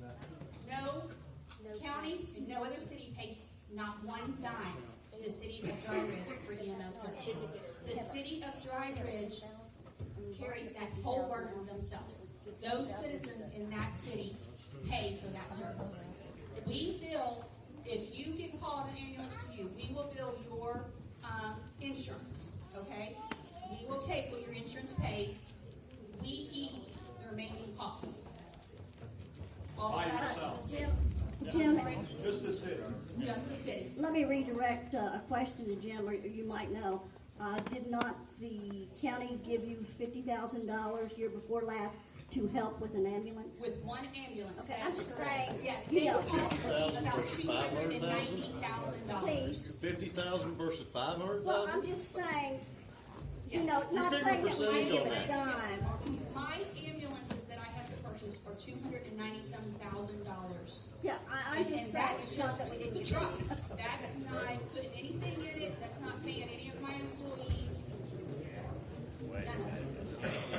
So when everyone's upset with us and why we have those, that's what Please, she's talking, please. Well, the reason why they're looking at putting a tax on 911 is because the revenues come in to the 911 board, who is responsible for paying the state police for our 911 services. Their revenues are not enough to cover their expenses. Okay? That board is made up of all of the mayors from each one of the cities. They have looked at streamlining. They have very few expenses, but they have expenses. But the revenue is just not there. It's not coming into them anymore. What we pay on our cell phones, when we see those things, that goes to the state. It does not come back to the county for us to pay for our 911 services. I got a question there on a statement there. I got a cell phone bill, mine shows a Grant County tax on it. I called the county attorney, I talked to Vicki Austin, he tried to find out. Nobody knows where this money's going. They said, we're not getting it. You mean on the cell phone bill? So I wanna know where it's only $2 or $3, $2 something. I wanna know who's getting that. It goes, State Grant is. County tax, so it says it right on the bill. I know, but it doesn't go to Grant County, it goes to the state and it's filtered back to the, give me the name of the the type of, it goes back to your dispatch centers is where it goes. Goes to the PSAPs. Yeah, to the PSAPs, because they are trying to technologically upgrade all their equipment to go to this new, I forget what kind of, But why does it say Grant County on it? Could, they have to, I think, zone They it have to- based off of your zip code, and as they collect the money Has at everybody Frankfurt, got that in Grant County? anybody that's got a cell I think phone. anyone that's got a cell phone. Yes, and it doesn't, and it does not go back to the E911 board anymore. It goes directly for your upgrade of equipment, which actually goes back to the dispatch center. And your 911 board is still then responsible for paying the dispatch center. Okay, thank you. We have another gentleman wants to talk, I think. Can I ask you a question real quick, Steve? Okay. The Yeah. lady asked you a while ago, with the auditors, if they didn't let you know way ahead of time that you was getting in trouble, is there any truth to that? You didn't answer that question. Did anybody tell you, any auditor tell you, your budgets in county was not gonna make it at any time? Do you mean the auditors that went to The county did auditors not check tell them? everything illegal. The department, The auditors check it, they just go. The auditors at no time told you you was in trouble. And you couldn't see that yourself. We were trying not to raise taxes on you guys. It's not taxes, it's common sense here. Common sense is when, if you know you're not gonna have the money to pay something, then you're gonna have to do something way before So 5 months. if we'd have raised taxes last year, would you all accepted that? Do what now? If we'd have raised the taxes last year, would you accepted that? I don't know, it depends on what you was doing at the time. If the same kind of bullshit was coming along now, like it is now, it would be no different. I will No, tell I you- wouldn't accept it then. I will tell you that Jacqueline and I did go to the Department of Local Jacqueline, Government. I wanna thank Jacqueline, because Jacqueline looked like she has done her homework and worked hard. It looks like somebody needs to help her out. And from the county, Well, as I was saying, Jack and I both went to the Department of Local Government, because we knew something was happening, and, we knew that we had to get somebody else's eyes on it. So when we went to the Department of Local Government, we sat down with them, and I said, look at this, there is something wrong with this.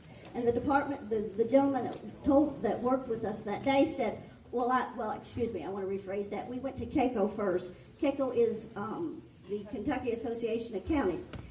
They have the lawyer or the legal part, and also he brought over Mr. Campbell, who was a financial expert in the area.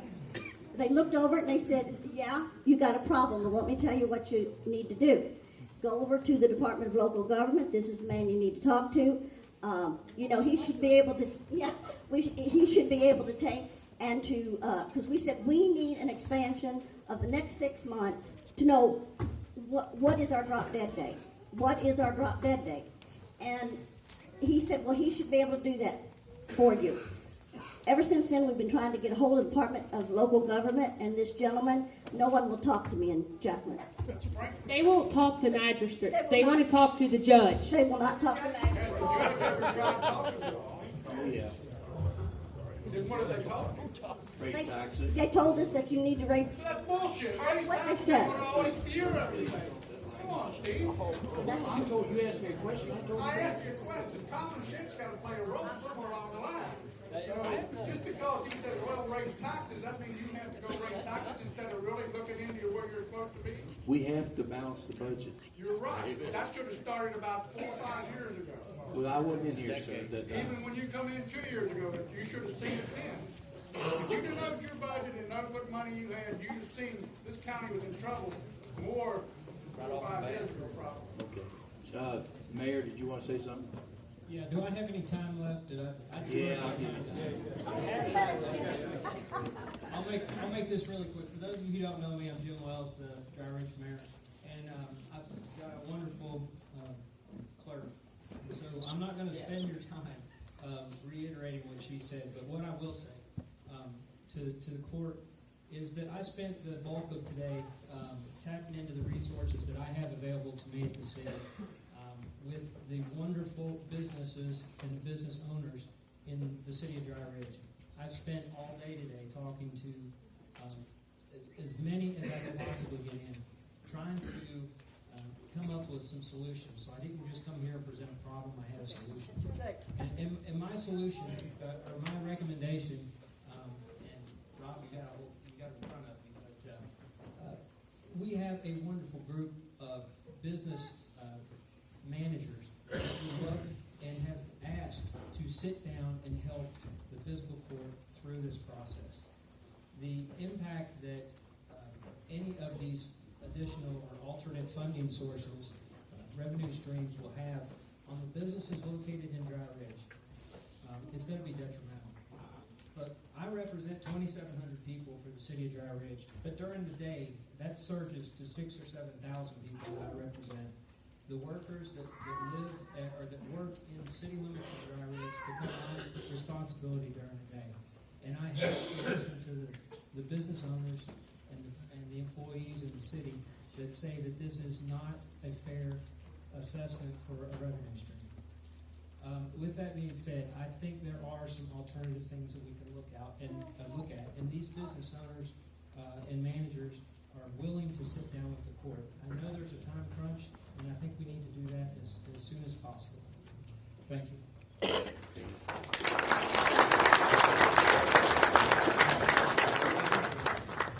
There's not a whole lot I can add other than to say Buck Walker, Powell Chevrolet.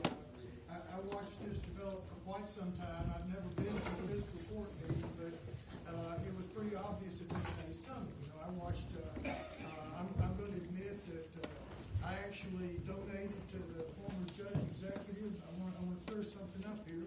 He ran initially, and about a year after he was in office, I came to the courthouse and I saw a whole bunch of new people. And I said, "What's going on here?" He said, "Hey," he said, "we're just like business." He said, "We got to provide top-level service. We're just like business." I want to clear something up that somebody said earlier. You're not just like business. Because in business, if my costs get too high, and I have to raise my prices more than you can bear, you're going to go to my competition. The problem is, when fiscal court, when county government, city government raises their costs too high, those of us with brick and mortar are stuck to bear it. Those of us in private business, when we get to a recession and we look at the situation today, we don't see a revenue problem. We see a spending problem. You have got to take. Nobody wants to cut anybody else's job. I get it. But the reality is, I look at the local businesses, I look at the people in the community that are coming into our store and buying, and Steve, I don't see them. When you talk about 2.5% payroll, that's gross. Who the hell gets gross anymore? Most people, if you're earning $50,000 a year, by the time you pay your Social Security and your Medicare and your income taxes, your state income tax, you're lucky if you got $35,000 left. So now your 2.5% becomes 4%. And I don't think most of the people, look at the turnout today. We're asking you guys to make some tough decisions. You ran for this position. And I know I've been quiet over these years. And it's the solution is always, we'll just raise tax a few pennies. I'm telling you, people don't have the pennies. There is growth. This is the Lane Report. This is the State Business Magazine for 31 years. It shows the projected growth pattern for Grant County through 2040. It shows it being negative. And I promise you, just like, I'm going to tell you about the jail and I'm leaving, I'm going to promise you, if you enact this 2.5%, you will make certain that through 2040 we have negative growth rates. You've got people now taking a hard look. Scott County is on fire. Boone and Kenton County are on fire. Do not make the mistake that people are going to jump here because we're on fire. They got better services, guys. They got higher population density. We have one advantage, and that's if we can keep our tax rate down. Gerald came and asked my father-in-law after he got elected. He was approached by some people from Frankfurt, and they told him if he built this jail, it was going to fill the state, the county coffers, and we were just going to be rolling in the dough. My father-in-law, before the foundation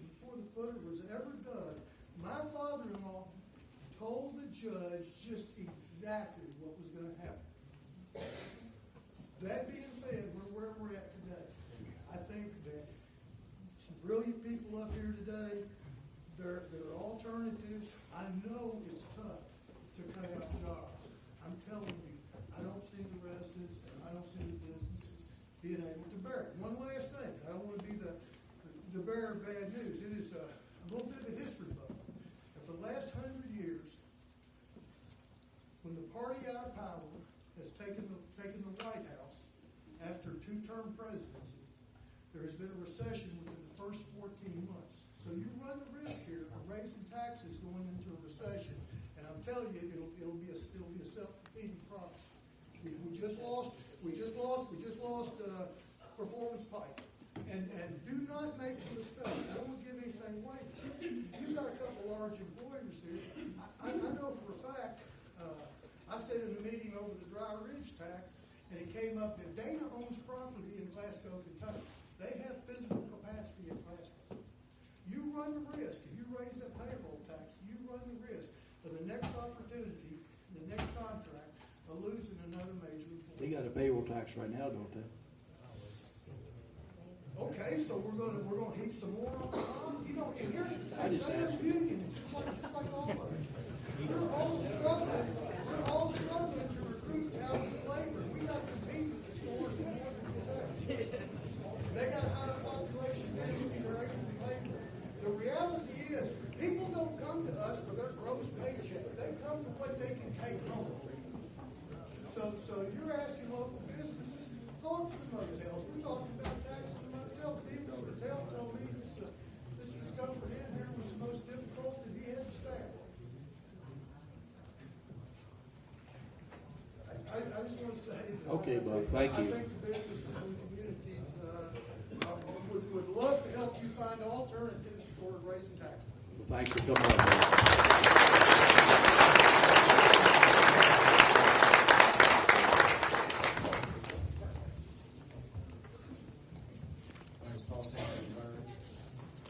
I was going to say something snarky about the scandals and what money is wasted. But, Can't hear you. so, what about citizen brigades with some type of official direction? Things that need done in the county you're paying people now for. Is that possible? Is that legal? I can't understand what you're saying, I'm sorry. Veteran brigades, people volunteering to do jobs that you're paying people for now. Is that legal? I guess it is, but they usually get jobs, so. You know, That's jail, fine. we're trying to start. But some people might be off on the weekend and understand that their responsibility to the county and try to, help out a little. I don't have a problem with that. So, maybe that's an alternative you should look at. I don't know if you know the way roads used to be taken care of a long time ago. It used to be that property owners were responsible for those roads.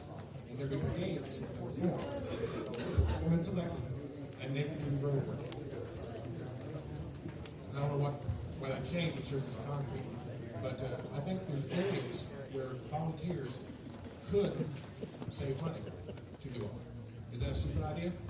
Paul, that's a great idea. Unfortunately, when people are working for the county, whether it's volunteer or whether it's an employee, the county is at a liability. If that person were to get injured doing a job using county equipment, then I'm not talking about using heavy equipment or anything like that. I'm talking about cleaning the courthouse. Anything, Maintaining the any jail. property that they're on and they would be hurt, it would be a liability for the county. Just to answer your question, it's a liability. I think that's something we should look into. Correct. Can it be waived? Can the liability be waived? Yes, it can. You can write a waiver. Gentleman sitting right there is probably capable. I'm an attorney. I'll volunteer my time to write a waiver. It's as simple as that. You can sidestep the liability, and that's not an issue. That would certainly be something we would have to clarify. We would have to clarify that with the state. I'm sure every department in this county has a storeroom somewhere with stuff they're not using. All those chairs you have back there, I doubt they've been used in years. But I get $10 a piece for each one. It's fire sale time. You guys need to nickel and dime this. Right?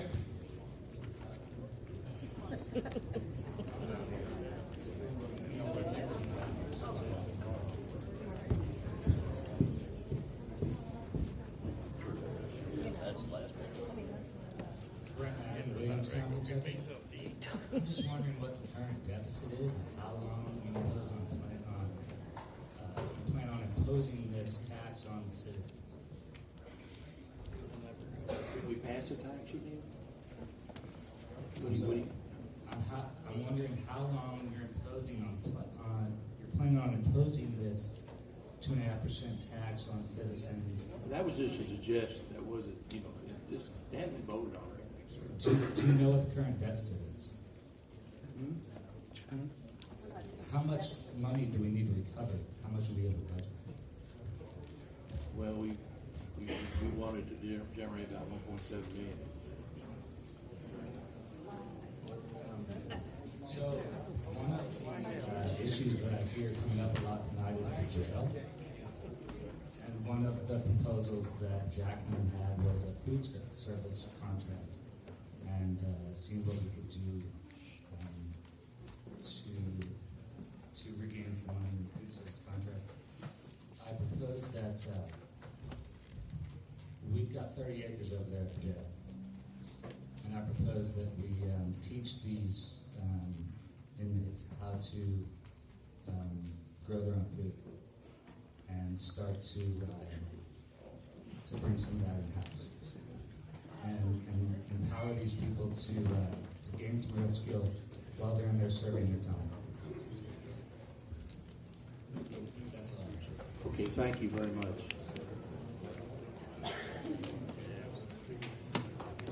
Hello, my name is Tony Albert. I was a deputy in Comanche County, Oklahoma, which we don't have elected jailers. It's run by the sheriff's department. Right. The sheriff that took care of that. But when we was there, all our prisoners had to cook their own food.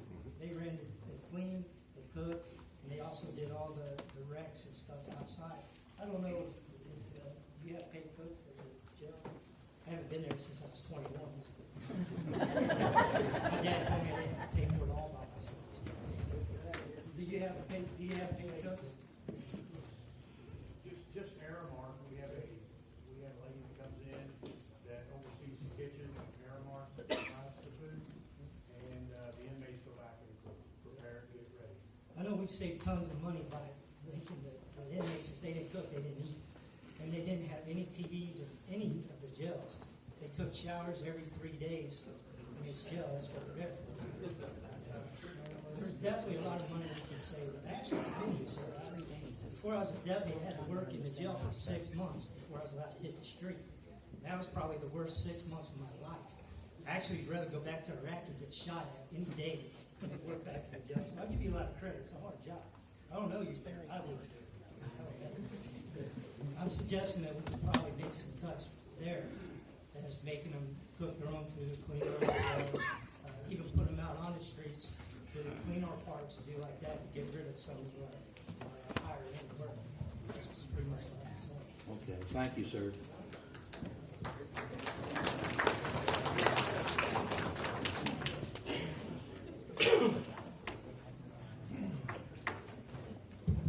Good evening, Your Honor, magistrates, people of the community. My name is David Schrantz. I'm the HR manager for Dan Corporation here in Dry Ridge, and I'm a new citizen of Grant County.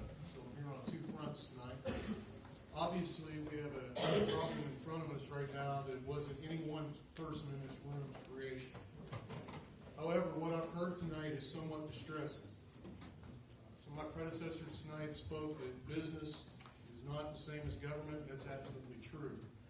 But when it comes to fiscal matters, some things are consistent. And I can tell you that I'm more than distressed with the lack of clarity and knowledge of the panel in front of me when pressed for answers involving the numbers in front of me. That being said, we've been in some discussions already with Jim Wells and some other area businesses today. We are prepared to offer our services, including our site, to help, along with Mr. Marshall and any other members of the community who would like to do so, commit our time and resources into helping you try and solve this matter in front of you. But I can tell you that if you're looking at the four proposals that I was informed of today, including the 2.5% tax that you're talking about tonight, one, for Dan alone, you're going to impose about $840,000 onto the workers there. There's 515 people at my plant. That's a lot of money. And yes, it's easy to look at and say that you want to garner that. But you create a longer term problem for yourselves. One of the things that I'm charged with doing is recruiting and getting people to work in this community, trying to change the scope and the perception of Dana and this community. When they see this type of fiscal burden in the community, this kind of uncertainty, and your only answer is to impose new taxes, I'm going to tell you that it's going to make my job infinitely more difficult. And that's not just for me, but that's for any other employer in this room tonight. If you hope to grow this community, grow your tax base, and improve your future, I would suggest that you take us up on our offer as citizens to try and help you solve the problem in front of you. My guess is, as a recruiter and an individual, is that none of you have the background sufficient enough to truly call yourself an accounting and finance major in your life to this degree that you can handle this problem alone. However, we have those resources. We have people who spent years of their life working in that area, years of their life studying that area, who can definitely help you try and pinpoint some of your issues. And we would look forward to trying to help you with that if you choose to take us up on it. Thank you very much, sir.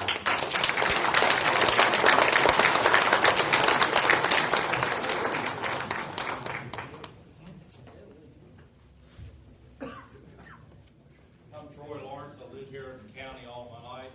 I worked at Dana for 18 and a half years. I will represent all the 515 employees that work there. To look at us for a 3% payroll tax, yes, it's a lot of money for you. But I'm going to tell you this, it was mentioned a while ago. Dana has property in Danville. It is true. We've got property in Louisville. That's true. We've got property in Toledo. I'm going to tell you one thing tonight. I've seen it happen. If you put the payroll tax on us, the 515 people, the worker does not want it. If it goes to the property tax, Dana, I'm sure, doesn't want it. We have 8 assembly lines inside that plant. I've seen them come in. I've seen them go out. We're losing 2 of our lines in March of 2018. We already know that's coming. It's 6 months' time, guys. They can unbolt every one of them lines in Dana Dry Ridge, load them on a truck. They can send them to Danville. They can send them to Louisville. They can send them to Toledo. In 6 months' time or less. Do we want that to happen? Thank you. This meeting tonight, in my opinion, I don't have a college education on. This meeting here should have been 2 years ago. Yep. Not now. In my opinion, we waited till now to force something on all these folks in Dry Ridge, in Grant County.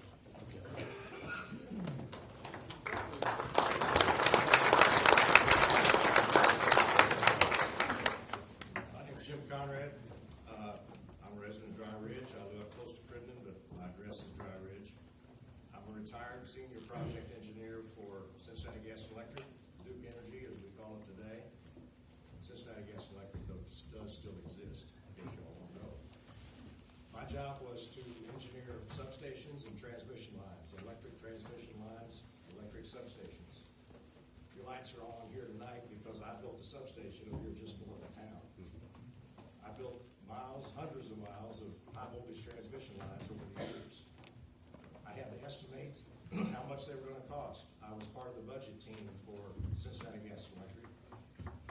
I had to put together a budget along with others that was in the neighborhood of about $1/3 of $1 billion. I didn't say million, I said billion with a B.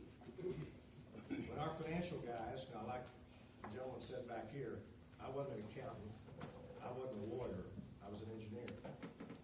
When our financial guys came back and said, we don't have enough money for your $1/3 of $1 billion budget, you need to cut it by several $1 million. They came to me and said, what are you going to do? And I said, well, I'm going to figure out a way to do it with less money. And I'm going to do it a little cheaper. So I'm an engineer. I've got to figure out how to do it. I've got to figure out how to build that station just a little less expensively, but still get the electric out of it that everybody needs. That was my job. I was a member also of a rather large church here in Northern Kentucky. I'm not a member of it anymore, for about 38 years. I was on the deacon board for about 25 years. I was on the finance committee for all of the years that I was on the deacon board. The last 8 years that I was on that deacon board, I was the treasurer of the church, which meant I was the chairman of finance. As the chairman of finance, we had to put together, the last year I was there, our budget was $2.7 billion. I had to put together the budget. We not only had to project what we were going to spend, the first thing we had to do was figure out how much we were going to take in.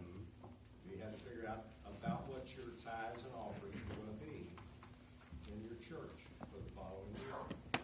Then based on that, we had to come up with about what we were going to be able to spend and put that budget together. It's not an easy job to put a budget together. I don't envy these folks here. I don't envy the judge executive and the magistrates for having to do that. However, it has to be done. We had at that church a reserve. That reserve was 1/2 of our projected budget for the year. In other words, we had to be able to keep the church going if no offering came in for 6 months. That was our goal, was to keep that reserve. When I hear this stated here tonight, and this is the first time I've heard it, that there were bonds that were cashed in over, I guess, a period of about the last year to make expenses, I think that's a big flag to me that there was. There was bonds, CDs cashed in the last 8 years, sir. All right, over the last 8 years. That was a big flag 8 years ago. You shouldn't be cashing in those CDs. You shouldn't be cashing those bonds in. You shouldn't be coming up with or digging into your reserves to make your budget. That's not appropriate.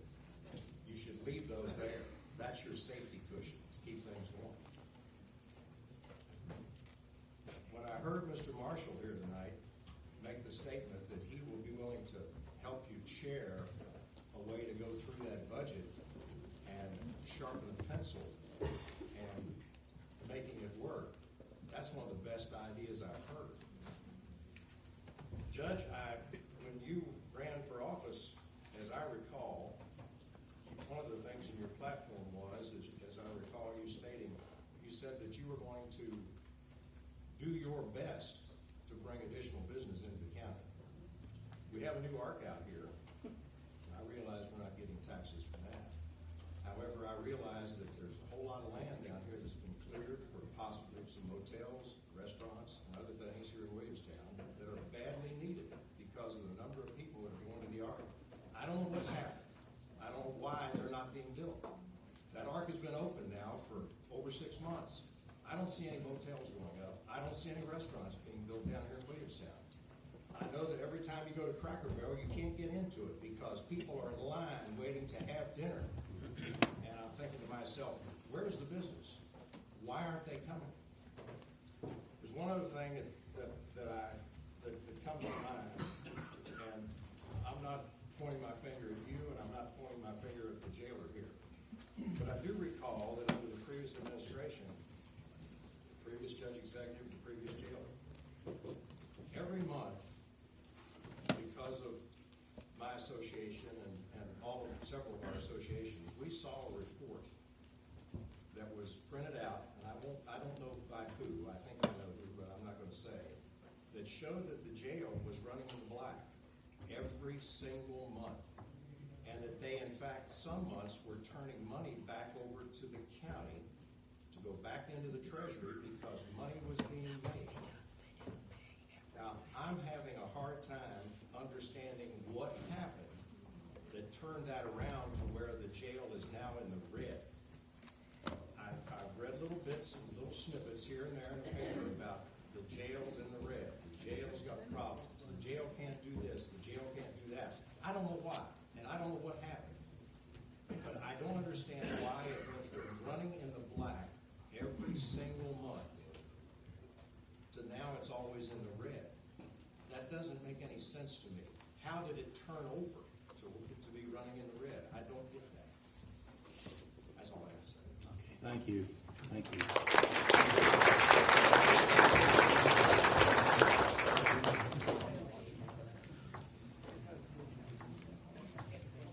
My name is Kentucky Davis.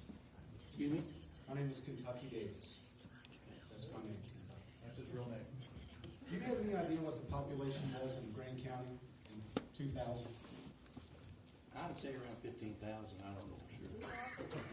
Well, public record shows it was 22,384. Do you know what the population of Grand County was in 2014? No, it's about 23, 24. 24,875. That's less than 2,500 new residents in 14 years. You cannot survive on that. I don't care what kind of a budget you put forward, correct, ma'am? Right, you cannot. You cannot. What do you have in this city to sustain growth? I mean, to bring growth? You have the ARC, correct? In 2015, the end of 2014, we were able to put together a business plan with Kentucky Speedway. Yes, I'm a Davis from Gallatin County. We raised $500,000 a year they give us to provide services. It's not a tax. That's what they give us to provide services. EMS services, additional police force, above and beyond what they pay for the state and all of that. Does anyone approach the ARC for that? No. Okay. No. $500,000. It's a lot of money. My suggestion, and I'm not a college educated man, sir, but I can tell you this from working in a company that's very, very successful. Listen to Mr. Marshall. Listen to these gentlemen here from Dana. I want a commitment, if I could, please, and I'll probably get in a lot of trouble. But I need a commitment. I want to see each and every one of you tonight, please. Will you or will you not come and sit down with the business owners and managers in this county and fix this issue? Tell me, will you? Well, I'm gonna talk to the magistrates and we'll make a decision. They're right here. They're right here. I'm more than welcome. We just don't have to be mean. And it has to be public, because It more will be than public. two We have votes plenty of room. require it to be a public meeting. We have plenty of room to make it public, trust me. Well, let's do it as soon as possible, because I want to Okay, you set follow a up on date. all these. You set a date right here now, on record, Well, let's do when you're going to be Monday. there. I mean, Bobby will be back, so When? Monday evening. Can you do that? There's nothing more important in this county right now. Absolutely, I If we're agree. gonna do it on Friday night, I mean, today's, Yes. Mr. Marshall, is there a good time for you? The gentleman from Piles, is there a good time for you? Bud? Bud? Oh, yeah. Gentleman from Dana? could I'm it, sure Buck will be there because it involves him. I will definitely bring my calendar. Because my business, or Mr. Marshall's business that pays me every week, relies on each and every person in this courtroom. And if you want any documents before we get there, so you can start studying those, Mr. Marshall. I will be glad to give you anything that you need. Okay, so we got Monday. or Friday, I'm all, this is urgent. Yes, And Monday. Monday's good. Monday, You're up, sir. Friday, Monday. I don't know this thing. Excuse me, sir. I may have meetings all day, I'll have to check.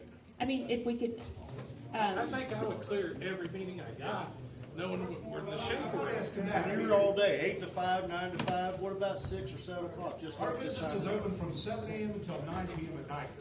Okay, I can be there at 5 o'clock. On Monday or Friday, either one you want. Let's make it work. The public's going to be there between 6 and 7. Now, What I'm did you sure say, there'll be sir? a lot of people here that will attend that first meeting. So let's make sure that we can all be there. Okay, that's fine. I want to be there. And I, We need to. Sorry, we work 6 to 7, 7 days a week. So do we want to do 7 o'clock then on Monday? 7 o'clock That's Monday the evening? consistent time, okay. Okay? We need to have a series of round tables, we can have face-to-face discussion, and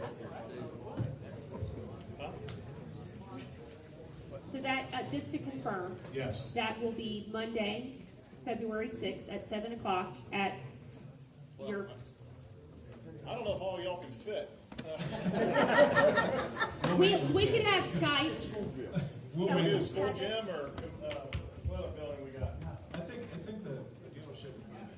Upstairs in the room where the Yes, tea party and meets. those that cannot be upstairs, as you said, we can Skype it.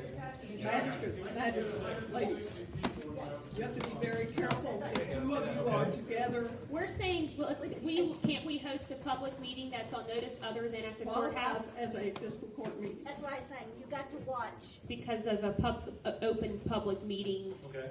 I mean, would it be better off legally if we just host it here and bring the tables here and it's the same thing as it is tonight, but it'd be a working caucus session? Can you open the windows up? Hey, I'm up here going, I totally agree. It's almost summertime in here. Okay, so we'll do it here next Monday.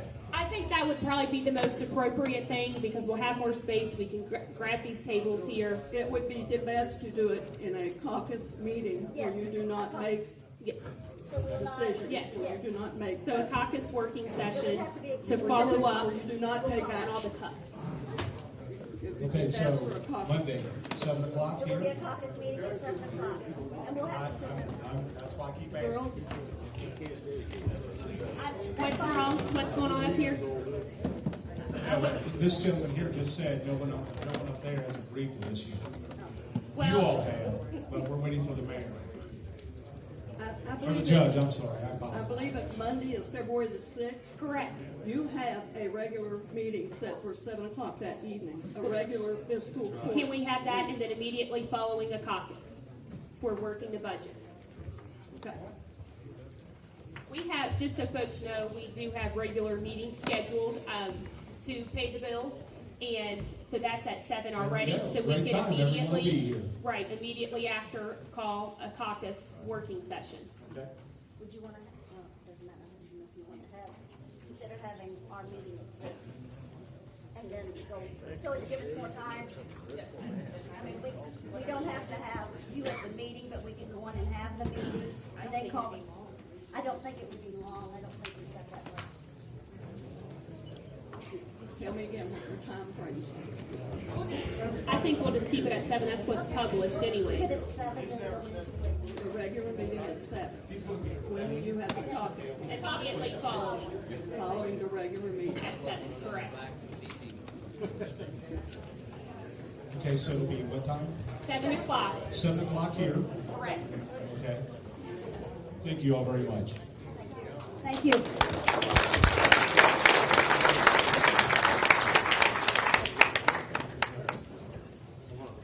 Okay. That's it. Pat, and Steve, on that idea, I would request that the department heads attend the working session. Yes, because they have, you know, a stock in this. Yes, definitely. They're one of your primary stakeholders. And jailer, sheriff, County road maintenance Yes, supervisor, Supervisor, all department heads need to be here. yes. Mr. Building Inspector, where's he at? at Monday at 7 o'clock, he's in the back. Pat. Mr. Miles, please. Okay. And about Miss Cheney. I don't know, she might be. So do you have, sir, Yes. business folks, who else other than who spoke that will be there? All the ones I spoke to today, I will make sure they're here. Okay, well, I Okay. just wanted to share the other list of everything that's been generated. I will type this up and share so that we could start. Okay. Okay, do I It's have a called our motion? opportunities. I do. SWAT. That's where it all began. That's where it all begins. Gang, do I have a motion to adjourn? I make a motion, we adjourn. Was there anything else that wanted to talk? Please.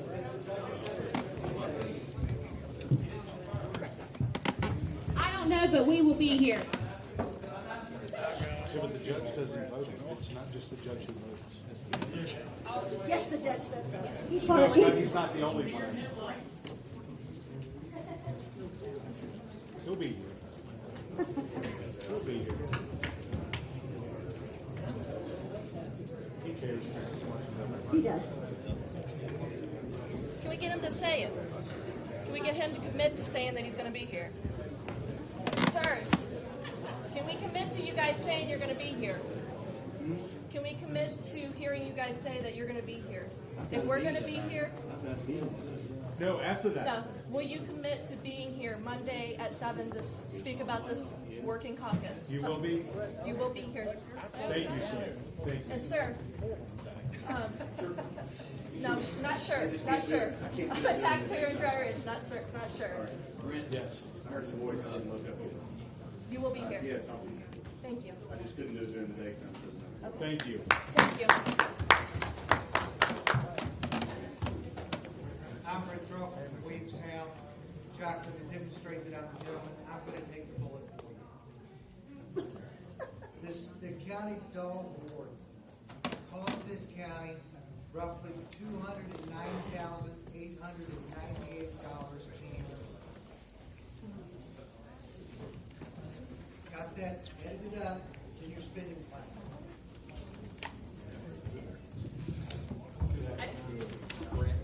Oh, with the grant dollars, the pass-through grant. That's, I'm like, that doesn't sound right. Speak into the mic.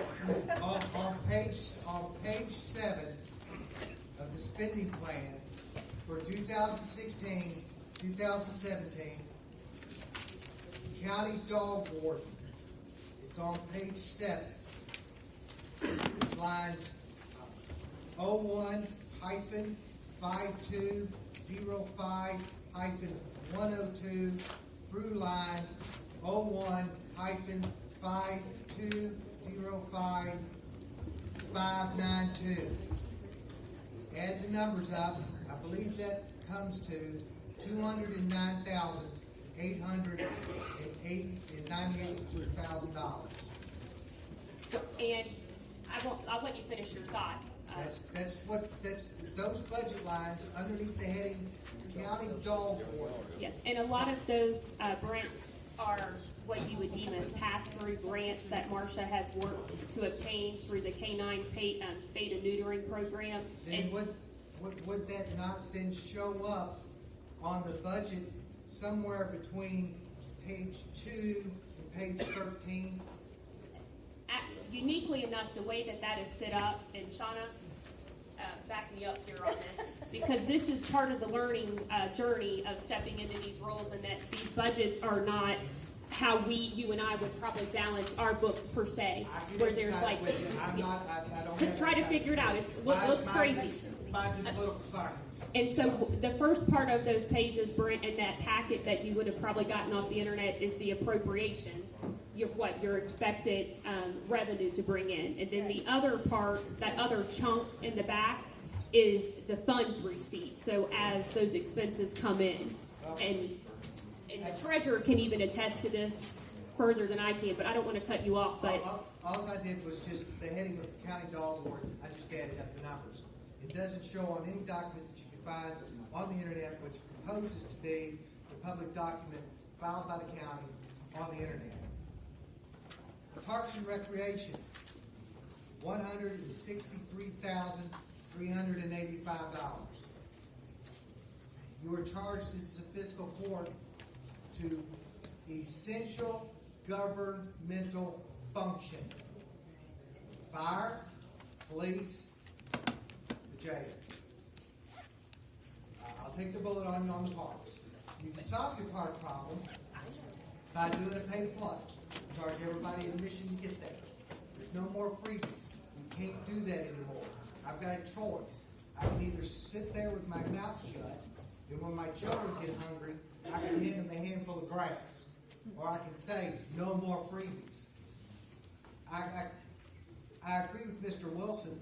I can't fathom why a county of this size needs to pay $55,000 for an assistant county judge executive.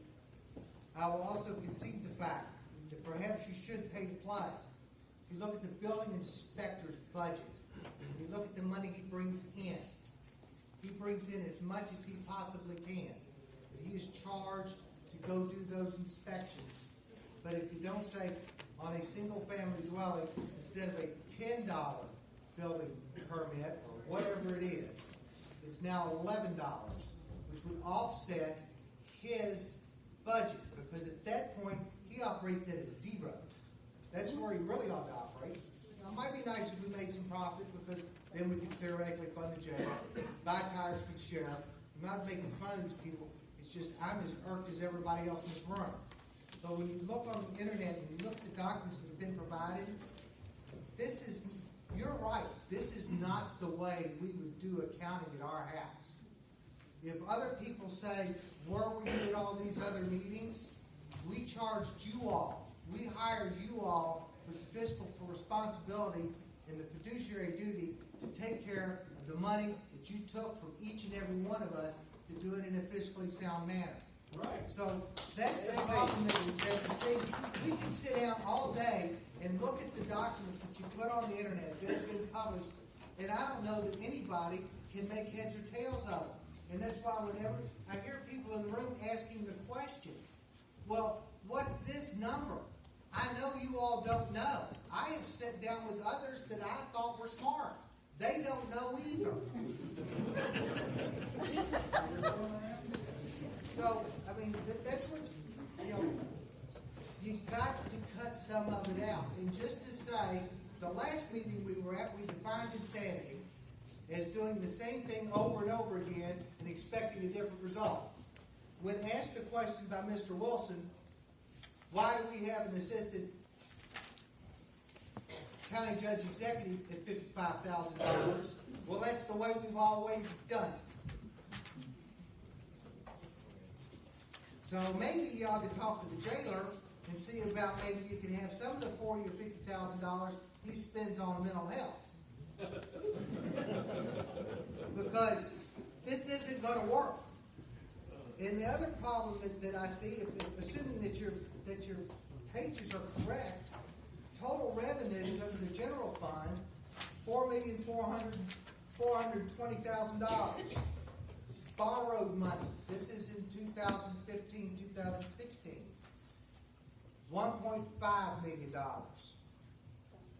For the budget that we're under right now, we allegedly have a shortfall.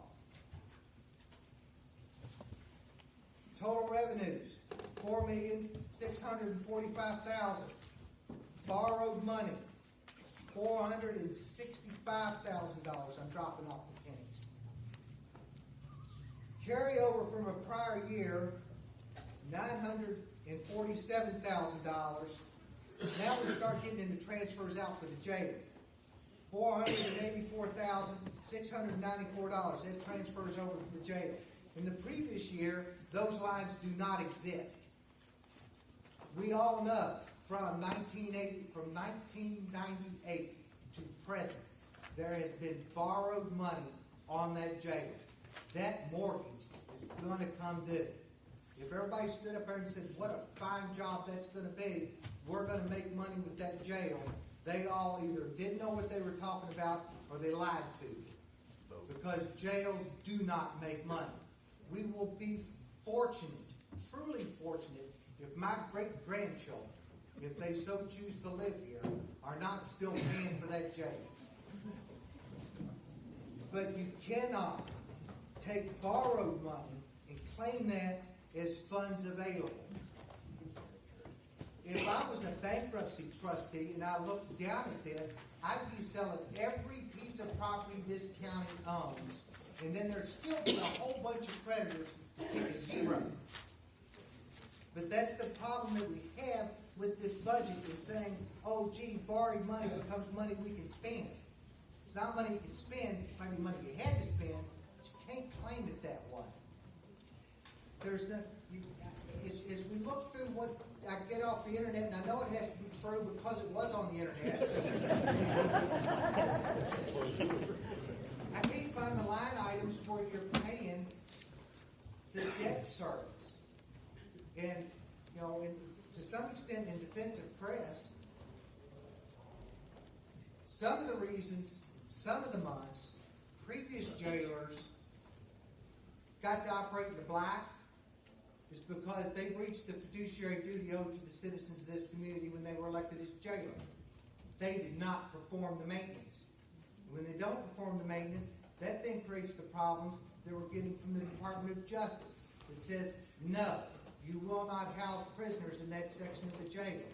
Now, it's truly negligent if you blow up your furnaces because you're too ornery, too lazy, or aren't smart enough to change the filters. But there are a whole lot of problems here that, I'm impressed with the people in this room. It's not a lynch mob yet. But this doesn't work. And then asking me to give you more money doesn't work either. Because at some point, you as a government entity, you can say, we can always go to the artesian well of the taxpayer. They're not going to put up with it for a long time. They're going to come in and they're going to find something else. If they can come up with a way to remove you from office, they're going to work on that too. I don't think that we're at that point yet. I think certainly you magistrates, you're dealing with a mess not of your own creation. But certainly some of this, when I'm at the train tracks, I can generally see the train coming. If I can't hear it coming, I can hear it. So when you borrow $1.5 million, first year you're in here, there's your red flag. That's the arms are coming down. And then the next year, when you do it again, maybe the train gets you. But there are a whole lot of businessmen that have said, we will donate our time to help you cut the fat out of your budget and come up with a different way to do this. Yes, I have small children. Yes, they might like to go to the park. However, maybe they can pay for a ticket admission. That's one way to do it. But right now, my kids, I guess they would need the park because if you tax me enough, I'll probably have to sell my farm, so they won't have that particular playground. But that's what you have done today. You have taken food from our children. That's what you did. So now you got to fix it. You got to come up with another way to do it other than taxing us. Thank you.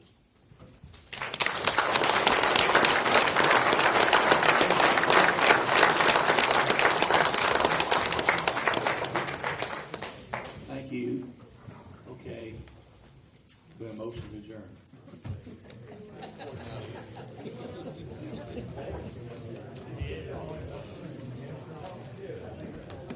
I'll make the motion. Have you made it? I'll make a motion that we adjourn. Okay. Okay. All in favor, say aye. Aye. Meeting's over.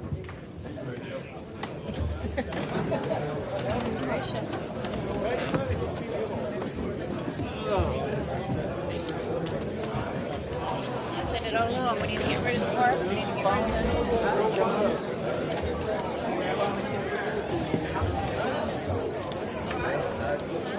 Certainly like to see a lot of it. And I've tried my best over the last few months, but I've been goddamn positive. I just wasn't able.